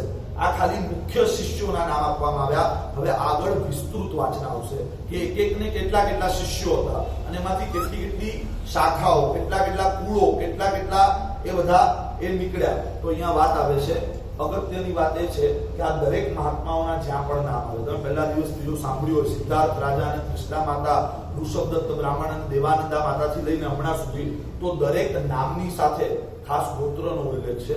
આ ગોત્રનો ઉલ્લેખ શાસ્ત્રકારો કહે છે કે મહાપુરુષોના નામ જેમ વંદનીય છે. નામ ગોત્રજ પુણ્યા કર્મ મહાનિર્જરા.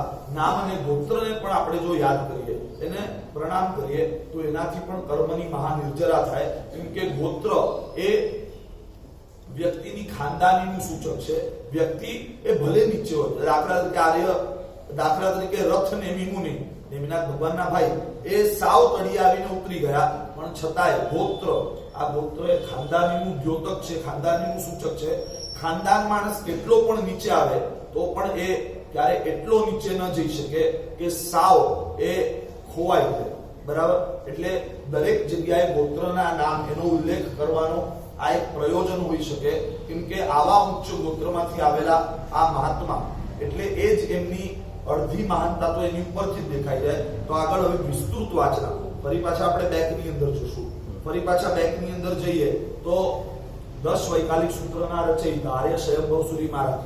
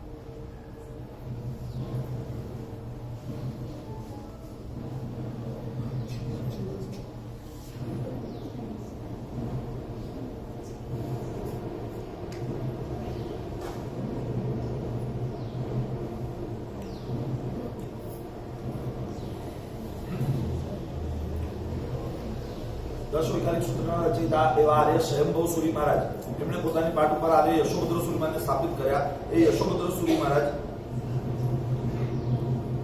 તુંગયાન ગોત્રના આર્ય યશોભદ્ર સુરી મહારાજ હતા. મહાત્માઓના નામ આવશે, ગોત્રના નામ આવશે, બીજું કશું ખબર ના પડે, સમજાય નહીં, કદાચ લિંક ન બેસે. આ શું છે? વર્ષોથી વાંચતા હોય ને બેસે કે ભાઈ શું કહેવા માંગે છે, કોનામાંથી કેટલા ગણ નીકળ્યા, કેટલી શાખાઓ નીકળી, શું થયું, એનો ચાર્ટ બનાવીએ, ટ્રી બનાવીએ તો ખબર પડે. કદાચ આવી રીતે રનિંગમાં ચાલતું હોય તો ખબર ન પણ પડે, પણ જ્યાં પણ મહાત્માના નામ સાંભળીએ, એમના ગોત્રના નામ સાંભળીએ, એમની શાખાઓ, એમના કુળો, એનું નામ સાંભળીએ, એની સાથે આપણા મસ્તક ઝૂકી જાય તો પણ એ આપણી માટે ઘણું સારું છે.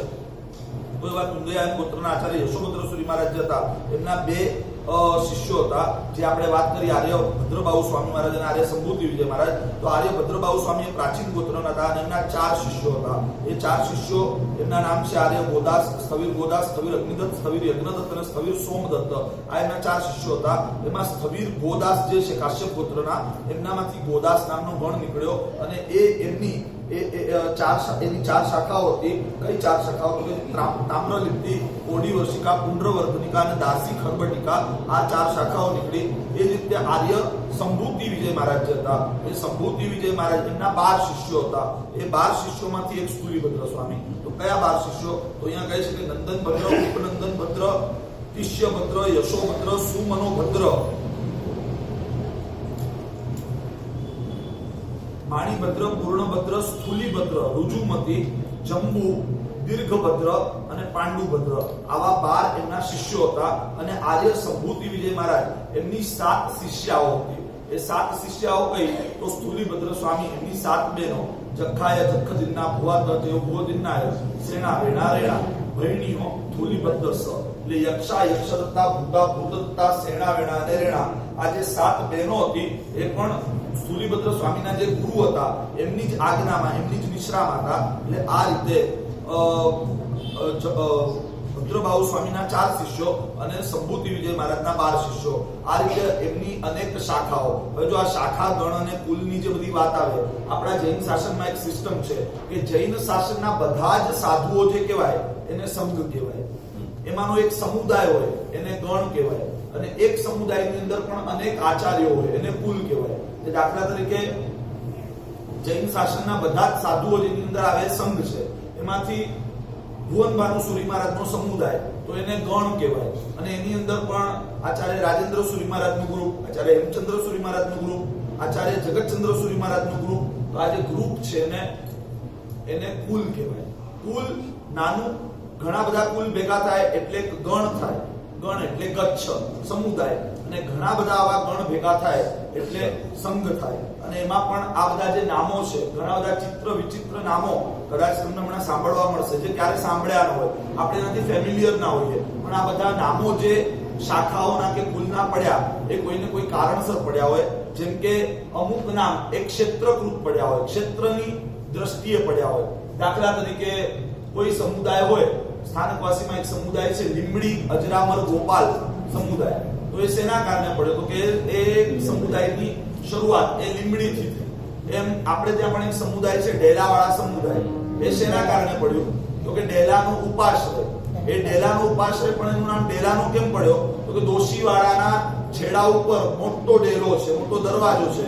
હવે એ દરવાજાની બાજુમાં ઉપાશ્રય હતો એટલે ડેલાનો ડેલાનો ડેલાનો એ રીતે એનું નામ પડ્યું. અને પછી એ ઉપાશ્રયની અંદર જે એ ઉપાશ્રય જેમના ઉગ્રમાં આવતો હતો એ સમુદાયનું નામ એ ડેલાવાળા સમુદાય પડ્યું. તો આ રીતે ક્ષેત્રકૃત એવા પણ ઘણા બધા નામ પડે.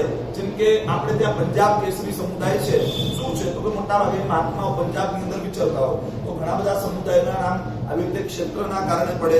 ઘણાના નામ એ આચારના કારણે, એમના આચારો, એમની જે ક્રિયા, જે એમની સિસ્ટમ હોય. દાખલા તરીકે ત્રિસ્તુતિક સમુદાય, તો આ શેના કારણે પડ્યું? તો કે બાકી બધા 4 થોય કરે, એ 3 થોય કરે, એટલે એમના આચારના કારણે એનું નામ. એટલે નામ પડવાનું કારણ ક્ષેત્ર પણ હોય, નામ પડવાનું કારણ આચાર પણ હોય, નામ પડવાનું કારણ ક્યારેક વ્યક્તિને આશ્રયને પણ નામ પડે. જેમ અજરામર સ્વામી થયા એટલે સમુદાયનું નામ અજરામર લીમડી ગોપાલ સંપ્રદાય પડ્યું. એમ દાખલા તરીકે આપણો સમુદાય તો બુદ્ધિસાગર સુરીમાનો સમુદાય, અમારો સમુદાય છે આચાર્ય ભુવન ભાનુ સુરીમાનો સમુદાય. તો આ વ્યક્તિને આશ્રયને પડેલા નામો છે, પણ આ બધા જ જુદી જુદી શાખાઓ, જુદા જુદા કુલ ગણ એ બધા છે એ ઘણી વખત મોટા ભાગે વ્યવસ્થાના કારણે હોય છે. એમાં એવું નથી હોતું કે ભેદ પડ્યા, ટુકડા પડ્યા. વ્યવસ્થાના કારણે તમારું એક જ ઘર હોય, પણ હવે જ્યારે પરિવાર મોટો થતો જાય તો ધીમે ધીમે ઘર જુદા પડે, પછી બિઝનેસ પણ જુદા પડે.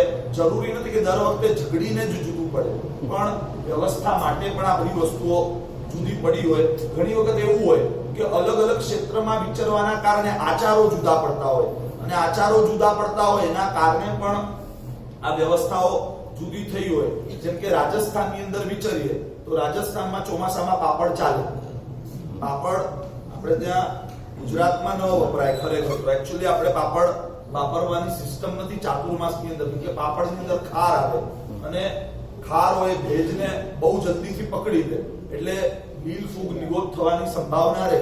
પણ રાજસ્થાનની અંદર પાપડ વગેરેમાં કોઈ બાદ નથી. એ રીતે રાજસ્થાનની અંદર કમૂરતા પણ ન લાગે. આપણે તો કમૂરતા હોય તો કોઈ શુભ કાર્ય ન કરીએ, રાજસ્થાન વાળા તો ઉલટું જાણી જોઈને એની અંદર કરે, એમને ત્યાં નથી લાગતા.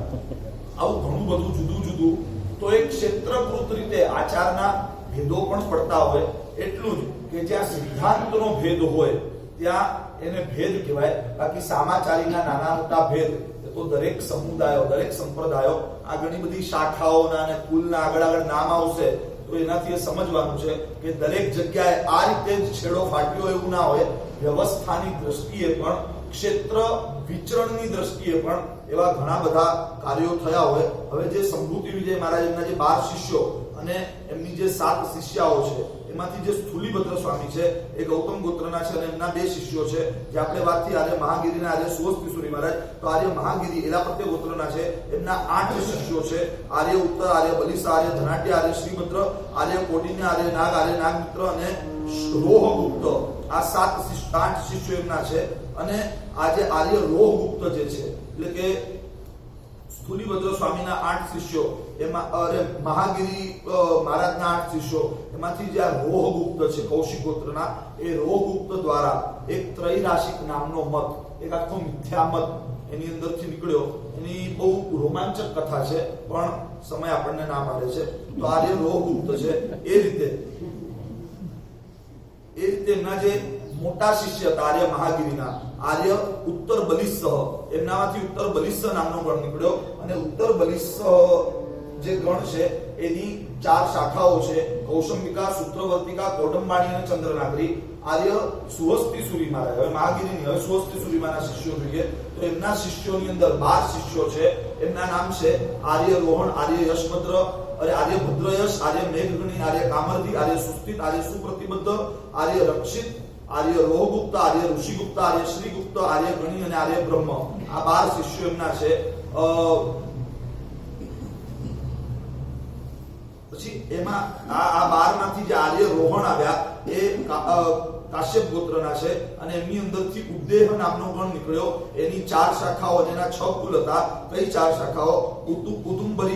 ઉદુંબરીજ્યા, માસકુલિકા, મતિ પ્રાપ્તિકા અને પૂર્ણ પ્રાપ્તિકા. આ 4 શાખાઓ છે, અને એના 6 કુલ છે: નાગભૂત, સોમભૂત, ઉલ્લગચ્છ, હસ્તલેપ્ય, નંદિજ્ય અને પારિહાસિક. આ 6 એના ગણ છે.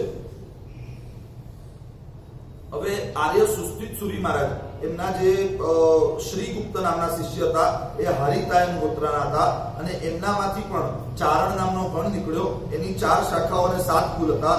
એ 4 શાખાઓ એ હરિતમાલાકારી, સંકાશિયા, ગવેદુયા અને વિચારાગ્રી. આ 4 શાખાઓ હતી, અને 7 કુલ હતા: વસ્ત્રલેપ્ય, પ્રીતિધર્મ્ય, હાલિજ્ય, પુષ્યમિત્ર, માલિજ્ય, અજ્જ વેડય એટલે આર્ય વેડક અને કૃષ્ણસ. આ 7 કુલ હતા. એ રીતે આર્ય ભદ્રયશ સુસ્થિતસુરી મહારાજના શિષ્ય છે, એમનામાંથી ઉડુવાડીય નામનો ગણ નીકળ્યો. અને આ ઉડુવાડીય ગણ એની 4 શાખાઓ અને 3 કુલ હતા. આ 4 શાખાઓ અને 3 કુલ કયા? તો કે ચંપીજ્યા, બદ્રિજ્યા, કાકંદિયા અને મેહદિજ્યા. આ કાકંદિક ગણ છે શું? તો કે કાકંદીની અંદર એ કદાચ એનો પ્રારંભ થયો હોય કે કોઈ પણ એવું હોય એના મુખ્ય જે હોય કાકંદીના હોય. એ રીતે ઉડુવાડીય ગણ. સાંભળ્યું છે આવું નામ કે? સાંભળ્યું છે ભાઈ? પારસીઓમાં આવે છે. વેસ્ટર્નજી ઉદવાડિયા, ઉદવાડા જે છે એ ઉદવાડાના જેઓ એ ઉદુવાડિયા કહેવાય. તો ઉદુવાડીય ગણ એની આ 4 શાખાઓ અને એના 3 કુલ છે. એ 3 કુલના નામ અહીંયા દેખાડ્યા છે. ભદ્રયશિકમ, ભદ્રગુપ્તિક અને જશભદ્ર. આ 3 એના ગણ છે. એ રીતે એમના જ શિષ્ય, જે 12 શિષ્યો હતા આર્ય સુસ્થિત સુરી મહારાજના, એમાંથી જ કામરધી નામના એક જે શિષ્ય છે એમની અંદરથી વેશવાડીય નામનો ગણ નીકળ્યો. એની પણ 4 શાખાઓ અને 7 કુલ હતા. 4 શાખાઓ કઈ તો કે શ્રાવસ્તિકા, રાજ્યપાલિકા, અંતરર્જિકા અને ક્ષેમલર્જિકા. આ 4 શાખાઓ અને જે કુળ હતા એ 4 કુળ ગણિયમ, મેહિયમ, કામર્ધિકમ અને ઇન્દ્રપુરકમ. આ 4 એના કુલ હતા. પછી આર્ય સુસ્થિત સુરી મહારાજના બીજા હજી એક શિષ્ય, કુલ 12 શિષ્યો છે. બધાની પરંપરા દેખાડે છે કે ઋષિગુપ્ત નામના જે શિષ્ય હતા વાસિષ્ઠ ગોત્રના, એમની અંદરથી માનવ નામનો ગણ નીકળ્યો. અને માનવ ગણની 4 શાખાઓ અને 3 કુલ હતા. 4 શાખાના નામ છે કાસવિજ્યા, ગોયમિજ્યા, વાસિષ્ઠિયા અને સોરઠિયા. આ સોરઠિયા શાખા, સોરઠ દેશ એની અંદર વિચરણ વધારે હોઈ શકે. અને એક ઐતિહાસિક મત એવો છે કે આ હમણાં જેટલા પણ સાધુઓ છે, એવું લાગે ઘણીવાર કે આપણે જે મુખ્ય ભૂમિ છે ભરત ક્ષેત્રની એનાથી ક્યાંક જુદા પડી ગયા છે. કેમ કે ઘણી બધી જે મૂળભૂત વાતો છે એ અહીંયા મિસિંગ છે. ઘણી બધી એવી મૂળભૂત વાતો છે જે અહીંયા મિસિંગ છે. એટલે એવું બની શકે, શાસ્ત્રકારોએ કહ્યું છે, ભગવાને કહ્યું છે, શાસ્ત્રોમાં ગ્રંથોમાં પણ આવે છે કે ભગવાન મહાવીરના શાસનની અંદર 2004 યુગ પ્રધાન આચાર્યો થશે. યુગ પ્રધાન આચાર્ય એટલે કે જે સર્વમાન્ય હોય, જે એકદમ ટોચ કક્ષાના હોય. આપણા અહીંયા તો ક્યાંય સર્વમાન્ય એવા કોઈ આચાર્ય દેખાતા નથી. એટલે આવા કોઈક યુગ પ્રધાન, એવું કોઈક ભરત ક્ષેત્ર, એવો કોઈક વિભાગ જેનાથી આપણે છૂટા પડી ગયા છીએ અને આપણે અહીંયા છીએ. એક મત એવો છે કે આપણે અહીંયાના જે પણ સાધુઓ છે, મત છે, આ જેટલી પણ હું મત કરીને જે પણ વાત કરું એને તમારે આવું હોઈ શકે રીતે લેવાની, એ કોઈ કન્ક્લુઝન નથી. પણ ઐતિહાસિક રિસર્ચ, તથ્યો, ગ્રંથો એ બધું કરી અને જેમણે પણ આવું કંઈક ભેગું કરેલું છે એના ઉપરથી આ તારણ ઉપર આવું છું કે હમણાં જે પણ સાધુઓ છે એ સોરઠી શાખાના સાધુઓ હોઈ શકે. કેમ કે સોરઠ દેશ, સૌરાષ્ટ્ર દેશ અહીંયાથી બહુ નજીકની અંદર છે અને એ સોરઠિયા શાખા એના સાધુઓ હમણાં વિદ્યમાન હોઈ શકે. તો આ રીતે આ 4 શાખાઓ, કાસવિજ્યા, ગોયમિજ્યા, વાસિષ્ઠિયા અને સોરઠિયા શાખા, એ જ રીતે 3 એના કુલ છે. ઋષિગુપ્તિક, ઋષિદત્તિક અને અભિજયમ, આ 3 કુલ. હવે સુસ્થિત સુરી સુવસ્તી સુરી મહારાજના જે 2 શિષ્યો હતા, સુસ્થિત અને સુપ્રતિબદ્ધ, એમની અંદરથી કોટિક નામનો ગણ નીકળ્યો. કેમ કે સૂર્યમંત્રના 1 કરોડના જાપ કર્યા હતા અને એમની પણ 4 શાખાઓ અને 4 કુલ હતા. એના અહીંયા નામ દેખાડે છે કે ઉચ્ચ નાગરી, વિદ્યાધરી, વજ્રી અને મજ્જી મિલા. આ વજ્રી શાખા એટલે દીક્ષા વખતે કહ્યું ને કોટી ગણ, પછી વયરી શાખા, વયરી એટલે વજ્રી શાખા, આર્ય વજ્ર સ્વામીથી આગળ ચાલનારી શાખા. એની એટલે આ 4 શાખાઓના નામમાં એક વજ્રી શાખા એનું નામ છે. અને જે 4 કુળ હતા એ 4 કુલના નામ અહીંયા દેખાડે છે કે બ્રહ્મલેપ્ય, વસ્ત્રલેપ્ય, વાણિજ્ય અને પ્રશ્ન વાહન. આ 4 કુલ નીકળ્યા. હવે જે આર્ય સુસ્થિત અને સુપ્રતિબદ્ધ સુરી મહારાજ હતા એમના આમ તો 5 મુખ્ય શિષ્યો હતા. 5 શિષ્યો કયા? તો આર્ય દિન્ન સુરી મહારાજ, જેમના પટ્ધર હતા, જેમને પાઠ ઉપર સ્થાપ્યા. પણ એના સિવાય પણ અનેક પ્રભાવશાળી શિષ્યો હતા. એમાં આર્ય પ્રિય ગ્રંથ, આર્ય વિદ્યાધર ગોપાલ, આર્ય ઋષિદત્ત અને આર્ય અરહત. આ કુલ 5 શિષ્યો હતા. અને આ 5 શિષ્યોમાંથી પહેલા નંબરના તો એમના પટ્ધર છે, આર્ય ઇન્દ્રદિન્ન સુરી મહારાજ. પણ બીજા જે છે પ્રિય ગ્રંથ, આચાર્ય પ્રિય ગ્રંથ, એ આચાર્ય પ્રિય ગ્રંથ એમની સાથે પણ ઘણી મસ્ત એક કથા જોડાયેલી છે. એક બહુ મોટું નગર હતું, હર્ષપુર નામનું નગર. અને આ હર્ષપુર નગર ક્યાં? રાજસ્થાનના વિભાગમાં. અહીંયા લખ્યું છે કે અજમેરુ નિકટવર્તીની, અજમેરુ એટલે અજમેર, આ અજમેરની નજીકમાં હર્ષપુર નામનું નગર છે. અને કેવું છે તો એની સમૃદ્ધિ લખી છે કે ત્યાં 300 જિનાલયો છે, 400 લૌકિક પ્રાસાદ એટલે કે અન્ય ધર્મના મંદિરો છે, 1800 બ્રાહ્મણના ઘરો છે, 3600 વાણિયાના ઘરો છે, 900 બગીચાઓ છે, 700 વાવડીઓ છે, 200 કુવાઓ છે, અને 700 સત્રાગાર એટલે કે સદાવ્રત ખાતાઓ લોકોને ગરીબોને જમાડવા માટે, અને વણિક અને બ્રાહ્મણના ઘર લખ્યા છે. એના સિવાય તો 18 આલમ પાછી ખરી જ. એ ક્યાં રહેલું છે આ હર્ષપુર નગર? તો કે અજમેરની નજીકમાં. અને એવા નગરની અંદર જ્યારે પ્રિય ગ્રંથ સુરી મહારાજ આવ્યા ત્યારે બ્રાહ્મણો દ્વારા યજ્ઞ ચાલુ હતો. એની અંદર બકરા એને બલિ આપવાની તૈયારી હતી, અને એ વખતે એ બકરાના માથા ઉપર આર્ય પ્રિય ગ્રંથ સુરી મહારાજ એમણે વાસક્ષેપ કર્યો. એનાથી એ બકરો છે અંબિકા દેવીથી અધિષ્ઠિત થયો અને આકાશમાં જઈ અને બકરાએ લોકોને ત્યાં ખૂબ જ અહિંસા, બકરો પોતાના મોઢે માનવ ભાષા બોલી અને અહિંસા ધર્મની પ્રતિષ્ઠા કરી અને હંમેશ માટે ત્યાંથી હિંસા વગેરે દૂર થઈ. એટલું જ નહીં, જૈન શાસનનો જબરજસ્ત અભ્યુદય થયો. તો એ આર્ય પ્રિય ગ્રંથ સુરી મહારાજ હતા. એમની અંદર એમનાથી મધ્યમા નામની શાખા નીકળી. પછી જે ત્રીજા નંબરના શિષ્ય હતા, પહેલા ઇન્દ્રદિન સુરીમાં, બીજા પ્રિય ગ્રંથ સુરીમાં, ત્રીજા વિદ્યાધર ગોપાલ કાશ્યપ ગોત્રના, એમનાથી વિદ્યાધરી શાખા નીકળી. અને આર્ય ઇન્દ્રદિન સુરીમાં જે સૌથી પહેલા શિષ્ય હતા, એમના શિષ્ય હતા આર્ય દિન સુરી મહારાજ જે ગૌતમ ગોત્રના હતા. આ આર્ય દિન સુરી મહારાજ જે ગૌતમ ગોત્રના હતા, એમના બે શિષ્યો હતા, આર્ય શાંતિ શ્રેણિક માડર ગોત્રના અને કૌશિક ગોત્રના જાતિ સ્મરણ જ્ઞાનના ધારક એવા આર્ય સિંહગીરી સુરી મહારાજ. આર્ય સિંહગીરી આર્ય શાંતિ શ્રેણિક જે છે એમની અંદરથી ઉચ્ચ નાગરી શાખા નીકળી. અને એમના ચાર શિષ્યો, એમના પણ ચાર શિષ્યો હતા, જેમના નામ છે આર્ય શ્રેણિક, આર્ય તાપસ, આર્ય કુબેર અને આર્ય ઋષિ પાલિત. અને આર્ય શ્રેણિક જે છે એમની અંદરથી આર્ય શ્રેણિકા શાખા નીકળી, આર્ય તાપસમાંથી આર્ય તાપસી શાખા નીકળી, આર્ય કુબેરમાંથી આર્ય કુબેરી શાખા નીકળી, અને આર્ય ઋષિ પાલિતમાંથી આર્ય ઋષિ પાલિતા શાખા નીકળી. હવે જે બીજા શિષ્ય હતા જાતિ સ્મરણ જ્ઞાનના ધારક એવા આર્ય સિંહગીરી સુરી મહારાજ, એ કૌશિક ગોત્રના હતા. એમના પણ ચાર શિષ્યો છે. ચાર શિષ્યોમાં સૌથી પહેલા સ્થવિર ધનગીરી એટલે કે વજ્ર સ્વામી મહારાજના પિતા મહારાજ. પછી આર્ય સ્થવિર આર્ય વજ્ર એટલે પોતે વજ્ર સ્વામી મહારાજ. પછી સ્થવિર આર્ય સમિત એટલે કે વજ્ર સ્વામીના મામા મહારાજ. અને ચોથા શિષ્ય હતા સ્થવિર આર્ય અરહત દત્ત. આ ચાર શિષ્યો, એમાંથી પિતા, પુત્ર અને મામા, આ ત્રણ જે સિંહગીરી સુરી મહારાજના શિષ્ય છે. અને સૌથી પહેલા પિતાએ દીક્ષા લીધી છે, મામાએ પણ દીક્ષા લીધી છે. સંતાન હજી જન્મ જ નથી થયો, અને પિતાની દીક્ષા લીધા પછી જ્યારે વજ્રકુમારનો જન્મ થયો, શરીર એવું ભારેખમ છે કે નામ રાખવામાં આવ્યું વજ્ર જેવું ભારે શરીર, એના કારણે વજ્રકુમાર નામ રાખવામાં આવ્યું. જન્મ થતાની સાથે આસપાસમાં વાતો ચાલે છે કે આજે જો આના પિતા હોત તો આના જન્મનો કેવો સરસ ઉત્સવ કર્યો, આના પિતાએ જો દીક્ષા ના લીધી હોત તો આનો કેવો સરસ ઉત્સવ થાત. અને આ દીક્ષા દીક્ષા દીક્ષા દીક્ષા દીક્ષા શબ્દ જે સાંભળ્યો, આ દીક્ષા શબ્દ એ સાંભળતાની સાથે જાતિ સ્મરણ જ્ઞાન છે. કેમ કે આગળના ભાવની અંદર આ દીક્ષા શબ્દને ફૂટ્યો હતો. ક્યારે તો વજ્રકુમારનો જન્મ થયો એના 500 વર્ષ પહેલા બેક જઈએ તો 500 વર્ષ પહેલા ઇન્દ્રભૂતિ ગૌતમે ભગવાનને પૂછ્યું કે ભગવાન બધાને કેવલ જ્ઞાન, મારા શિષ્યોને કેવલ જ્ઞાન, મને કેવલ જ્ઞાન ક્યારે?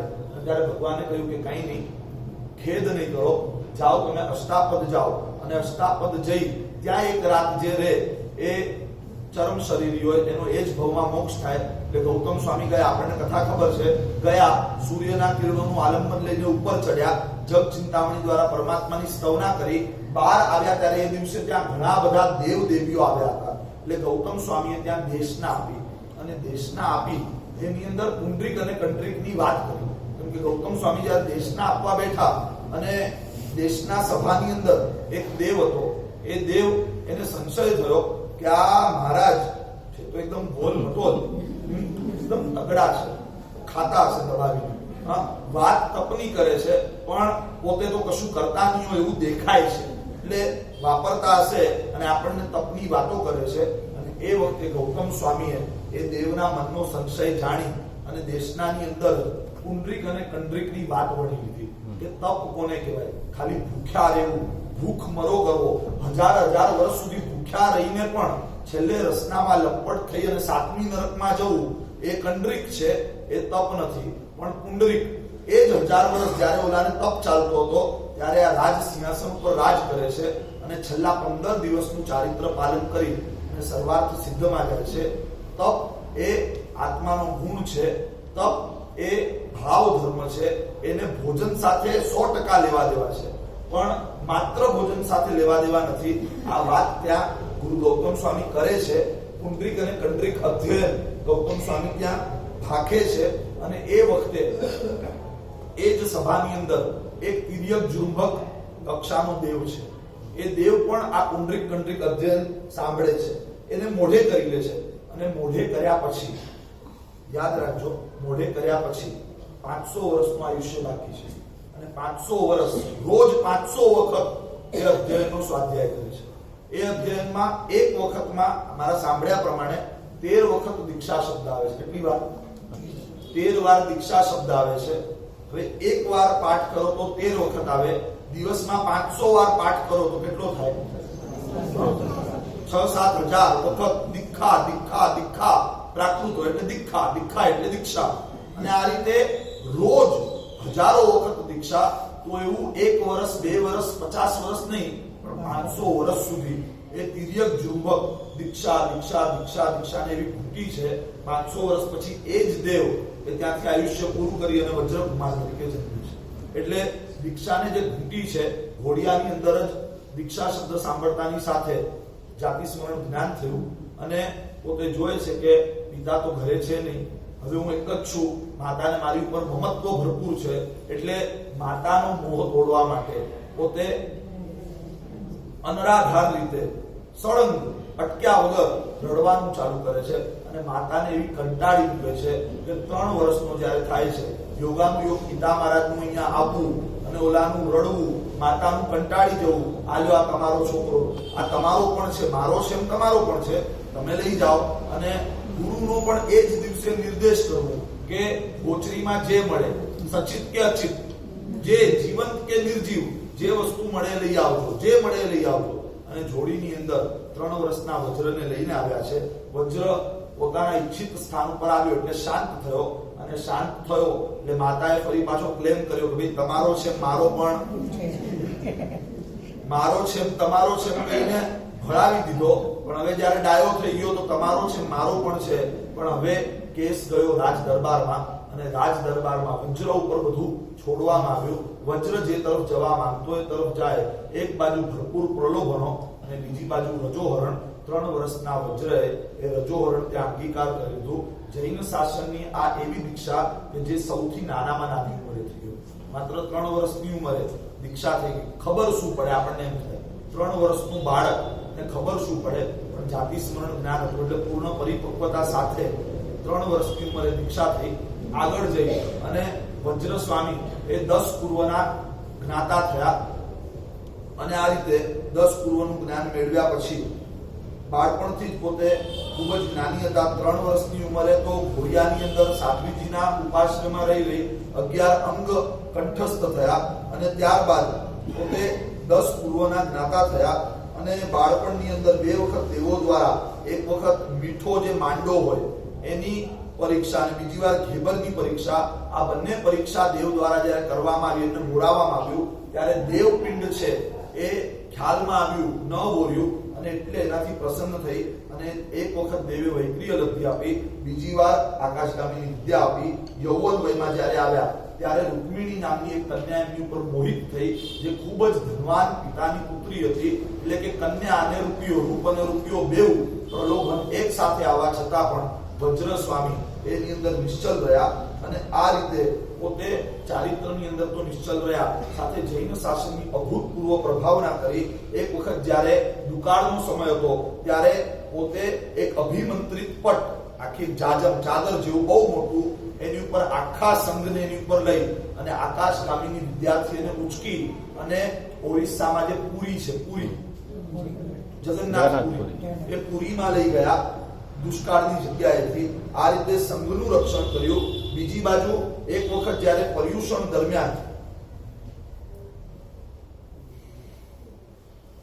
દરમિયાન બૌદ્ધ રાજા એને જૈન શ્રાવકોને એક પણ ફૂલ આપવાની ના પાડી દીધી. રાજા બૌદ્ધ હતો, પર્યુષણના દિવસો હતા, જ્યારે પૂજા અને મહાપૂજાના દિવસો હોય એ દરમિયાન એક પણ ફૂલ મળે નહીં અને પુષ્પ પૂજા ન થાય, એ કઈ રીતે ચાલે? તો આર્ય વજ્ર સ્વામી મહારાજ એમ શ્રાવકોએ આવીને એમને વિનંતી કરી, અને ત્યારે સ્વયં વજ્ર સ્વામી મહારાજ આકાશગામીની નગરીથી માહેશ્વરી પુરી, માહેશ્વરી નગરી છે, ત્યાં પોતાના પિતાનો જ પરિચિત એવો એક માળી છે, એ માળી પાસે જઈ અને એને કહ્યું કે મારે બધા જ ફૂલ, તારી પાસેથી બધા ફૂલ મારે મારા સંગ માટે જોઈએ.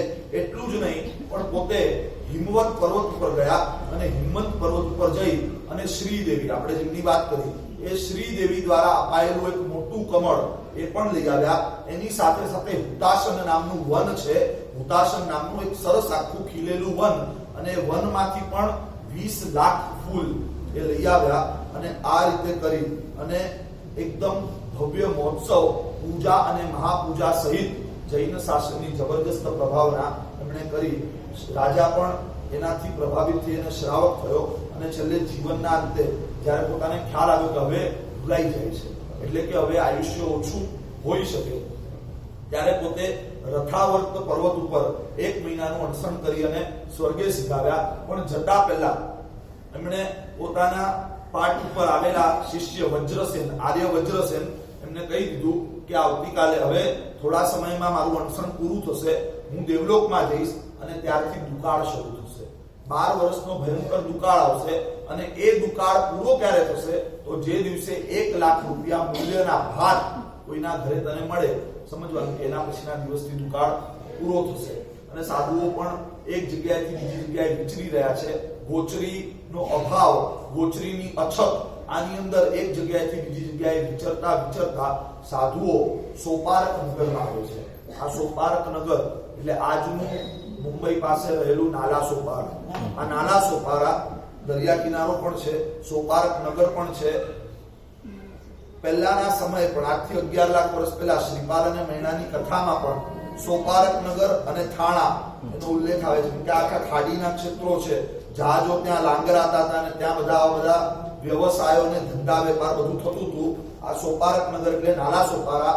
ત્યાં રહેનાર જીનદત્ત નામનો શ્રાવક અને ઈશ્વરી નામની જે શ્રાવિકા છે, હવે લોકો જિંદગીથી કંટાળ્યા છે, કેમ કે રૂપિયો બહુ છે પણ ખાવા માટે કશું મળતું નથી. એટલે બહુ ક્યાંકથી તપાસ કરી, વ્યવસ્થા કરી અને સામેવાળાને કહે છે કે ભાઈ હવે લાખ રૂપિયામાં તો લાખ રૂપિયા, થોડા ભાત આપ, થોડા ભાત અમને આપી દે, ચોખા આપી દે, આજે ભાત બનાવીએ, અંદર ઝેર ઘોળી દઈએ અને ખાઈ જઈએ, જીવન ટૂંકાવી દઈએ. રૂપિયો બહુ છે પણ કરવાનું શું? ખાવાનું મળતું નથી. અને આ જીનદાસ અને જીનદત્ત અને ઈશ્વરી, આ બે પતિ પત્ની અને એમના 4 દીકરાઓ છે, નાગેન્દ્ર, ચંદ્ર, નિવૃત્તિ અને વિદ્યા. આ 4 દીકરાઓ 6 જીવન ટૂંકાવી દેવાની તૈયારીમાં છે. ભાત પકવી દીધા છે, ઝેર અંદર ઘોળાઈ ગયું છે, અને નહીં ઝેર ઘોળવાનું બાકી નુકસાન થોડું. અને મહાત્મા અચાનક પહોંચ્યા ધર્મલાભ, અને ઓલા લોકોએ કહ્યું કે ભગવાન લાભ આપો, બસ આપ બોરીને જાઓ. એટલે આ ભાતની અંદર ઝેર ઘોળી અને ખાઈ લેવાનું છે, જીવન ટૂંકાવી દેવાનું છે. આ ભાત બહુ મહેનતે મેળવ્યા છે, લાખ રૂપિયા આપીને આટલા ચોખા મેળવ્યા છે, બસ આજે ખાઈને પૂરું કરી દઈએ. અને ત્યારે ઓલા મહાત્માઓ જઈ અને ગુરુ ભગવંતને વાત કરી, ગુરુદેવ આવું થયું છે. ગુરુને તો ખ્યાલ જ છે, કેમ કે એમના ગુરુદેવ કહીને ગયા છે કે લાખ રૂપિયાના ચોખા જે દિવસે મળે એના બીજા દિવસથી દુકાળ પૂરો થશે. અને ત્યારે આર્ય વજ્રસેન સ્વામી એ જઈ અને પરિવારને સમજાવે છે કે ભાઈ જીવન નહીં ટૂંકાવો, આવતીકાલથી દુકાળ સમાપ્ત થવાનું છે, એટલે જીવન ટૂંકાવો નહીં. એમને રોકી રાખે છે. ખરેખર બીજા દિવસથી સમુદ્રમાંથી જહાજો, સહાય, ધાન્ય એ બધું આવવાનું શરૂ થાય છે. ધીમે ધીમે વરસાદ વગેરે વગેરે પણ બધું અનુકૂળ થતું જાય છે અને એ ટળી જાય છે. એટલે પિતા અને માતા અને 4 દીકરાઓ એ બધા દીક્ષા લે છે. અને એ જે દીક્ષા લે છે, નાગેન્દ્ર, ચંદ્ર, નિવૃત્તિ અને વિદ્યાધર, એમાંથી જે ચંદ્ર છે, ચંદ્ર ગુરુ પરંપરાની અંદર દરેક સાધુ સાધ્વીની ગુરુ પરંપરાની અંદર કોટીગણ, વૈરી શાખા, ચાંદ્રકુલ દીક્ષા વખતે આ બોલાય. ચાંદ્રકુલ એટલે આ ચંદ્ર નામનો જે દીકરો છે, દીક્ષા લીધી, આચાર્ય થયા, અને એમની અંદરથી છે એમનાથી જે શાખા નીકળી એ આ ચાંદ્રકુલ.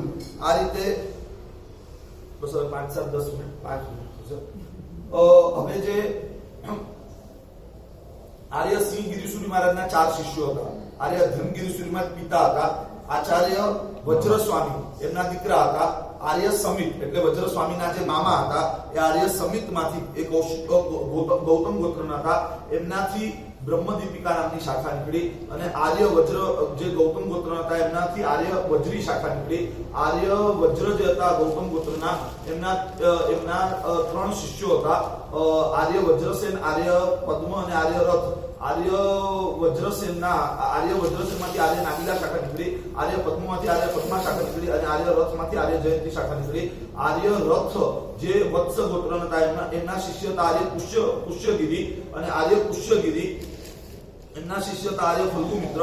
આર્ય ફલ્ગુમિત્રના શિષ્ય આર્ય ધનગિરી, આર્ય ધનગિરીના શિષ્ય આર્ય શિવભૂતિ, આર્ય શિવભૂતિના શિષ્ય આર્ય ભદ્ર, એમના શિષ્ય આર્ય નક્ષત્ર, એમના શિષ્ય આર્ય રક્ષ, એમના શિષ્ય આર્ય નાગ, આર્ય નાગના શિષ્ય હતા આર્ય જેહિલ, એમના શિષ્ય આર્ય વિષ્ણુ, એમના શિષ્ય આર્ય કાલક, એમના 2 શિષ્યો હતા આર્ય સંપલિત અને આર્ય ભદ્ર. અને એ બંને જે સ્થવિરો હતા એમના શિષ્ય હતા આર્ય વૃદ્ધ. આર્ય વૃદ્ધના શિષ્ય હતા આર્ય સંઘપાલિત ગૌતમ ગોત્રના અને આર્ય સંઘપાલિત જે ગૌતમ ગોત્રના હતા એમના શિષ્ય કાશ્યપ ગોત્રના આર્ય હસ્તી. આર્ય હસ્તીના શિષ્ય હતા આર્ય સુવ્રત. આર્ય સુવ્રતના શિષ્ય હતા આર્ય હસ્તીના શિષ્ય આર્ય ધર્મ, આર્ય ધર્મના શિષ્ય આર્ય સુવ્રત, આર્ય સુવ્રતના શિષ્ય આર્ય સિંહ, આર્ય સિંહના શિષ્ય આર્ય ધર્મ, આર્ય ધર્મના શિષ્ય આર્ય શાંડિલ્ય. આર્ય શાંડિલ્ય પછી ફરી પાછી એ જે શાખા છે અહીંયા આવે એક શ્લોક દ્વારા દરેક પુણ્ય પુરુષોને વંદન કરવામાં આવ્યા છે કે જેમના નામ લઈ ગયા આર્ય ફલ્ગુમિત્ર, આર્ય ધનગિરી, આર્ય શિવભૂતિ, આર્ય દુષ્યંત કૃષ્ણ, આર્ય ભદ્ર, આર્ય ગુપ્ત, આર્ય નક્ષત્ર, આર્ય રક્ષ, આર્ય નાગ, આર્ય જૈલ, આર્ય વિષ્ણુ, આર્ય કાલક, આર્ય સંપલિત, આર્ય ભદ્ર, આર્ય વૃદ્ધ, આર્ય સંઘપાલિત, આર્ય હસ્તી,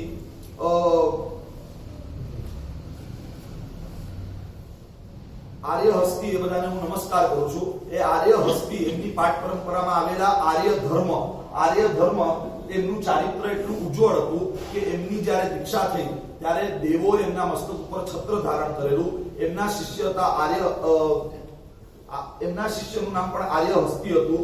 આર્ય હસ્તીના શિષ્ય હતા આર્ય સિંહ, આર્ય સિંહના શિષ્ય હતા આર્ય ધર્મ, આર્ય ધર્મના શિષ્ય હતા આર્ય જંબુ. આ બીજા જંબુ છે બહુ પાછળ થયેલા એટલે આર્ય જંબુ એમના શિષ્ય હતા આર્ય નંદિત, આર્ય નંદિતના શિષ્ય આર્ય દેશી ગણી ક્ષમા શ્રવણ માઢર ગોત્રના, એમના શિષ્ય આર્ય ગુપ્ત વત્સ ગોત્રના, એમના શિષ્ય આર્ય કુમાર ધર્મ, જે આર્ય કુમાર ધર્મ અને આર્ય કુમાર ધર્મ એમના શિષ્ય સુતત્થ રયણ ભરીએ ખમ દમ મદ્દવ ગુણૈહિમ સંપન્ને દેવઢી ગણી ખમાસમણે કાસવ બુદ્ધે પણિવયામી. અહીંયા છેલ્લા જે પાઠ પરંપરાની અંદર કલ્પસૂત્રના અનુસાર જે પાઠ પરંપરા છે જેમણે સૂત્રોને વહન કર્યા, જે વાચક પરંપરા એટલે કે જ્ઞાનને વહન કરતા કરતા આવ્યા, એમાં છેલ્લે આર્ય કુમાર ધર્મ એમના પાઠ ઉપર સૂત્રાર્થના રત્નોથી ભરેલા અને ક્ષમા, સંયમ, મૃદુતા, કોમળતા વગેરે ગુણોથી સંપન્ન એવા કાશ્યપ ગોત્રના દેવર્ધિ ગણી ક્ષમાશ્રમણ. આ દેવર્ધિ ગણી ક્ષમાશ્રમણ જે થઈ ગયા અહીંયા એમને વંદન કરવા પૂર્વક આ પ્રવચન અહીંયા પૂરું કરે છે. આ દેવર્ધિ ગણી ક્ષમાશ્રમણ જે હતા, તમે જો પાલિતાણા ગયા હો, રસ્તામાં ઉતર્યા હો વલ્લભીપુરની અંદર આજથી સૈકાઓ પહેલા લગભગ 1500 થી 1700 વર્ષથી પણ વધારે એ સમય દરમિયાન 1500 વર્ષથી વધારે થયું. એ સમય દરમિયાન જ્યારે 6 વખત મોટા મોટા દુકાળો પડી ગયેલા, મોટી આગમ વાચનાઓ થઈ અને છેલ્લે એ આગમ વાચના બોલાવવામાં આવી. ઉત્તર ભારતની અંદર જેટલા પણ સાધુઓ હતા એમને મથુરામાં ભેગા કરવામાં આવ્યા અને પશ્ચિમ અને દક્ષિણ ભારતની અંદર જેટલા પણ સાધુઓ હતા એ બધાને વલ્લભીપુરની અંદર ભેગા કરવામાં આવ્યા. ત્યારે કહેવાય છે કે વલ્લભીપુરની અંદર દેવર્ધિ ગણી ક્ષમાશ્રમણની દેખરેખમાં એમની આગેવાનીમાં કુલ 500 આચાર્યો. વિચારો કે સાધુઓ કેટલા હશે. સાધ્વીઓ કેટલા હશે? 500 આચાર્યો અને આટલા બધા સાધુ સાધ્વીઓ હશે તો ત્યાં ભક્તિ કરનારા શ્રાવકો કેવા હશે? આખો સંઘ ત્યારે ભેગો થયો છે અને ખાલી 4-6 દિવસનું એ સંમેલન નથી, પણ સળંગ 12 વર્ષ સુધી જૈન શાસનની આ એક અદ્ભુત કક્ષાની ક્રાંતિ હતી. આ એક જબરજસ્ત ક્રાંતિ હતી. આજે જો કોઈ આવી ક્રાંતિ કરવા જાય તો એના માથા ઉપર માછલા ધોયા વગર ના રહે એવી એક જબરજસ્ત ક્રાંતિ.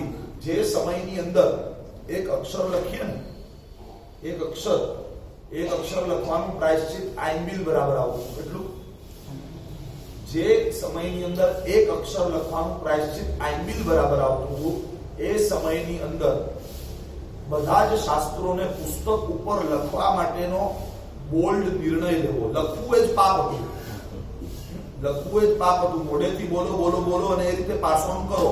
એમાં કેટલાય શાસ્ત્રો દુકાળના કારણે ભૂલાઈ ગયા. કેટલાય જ્ઞાની મહાત્માઓ હતા, કાં તો ભૂલી ગયા, કાં તો જેની પાસે હતું એ કાળ કરી ગયા, અને એ કાળ કર્યા એમની સાથે ઘણું બધું જતું રહ્યું.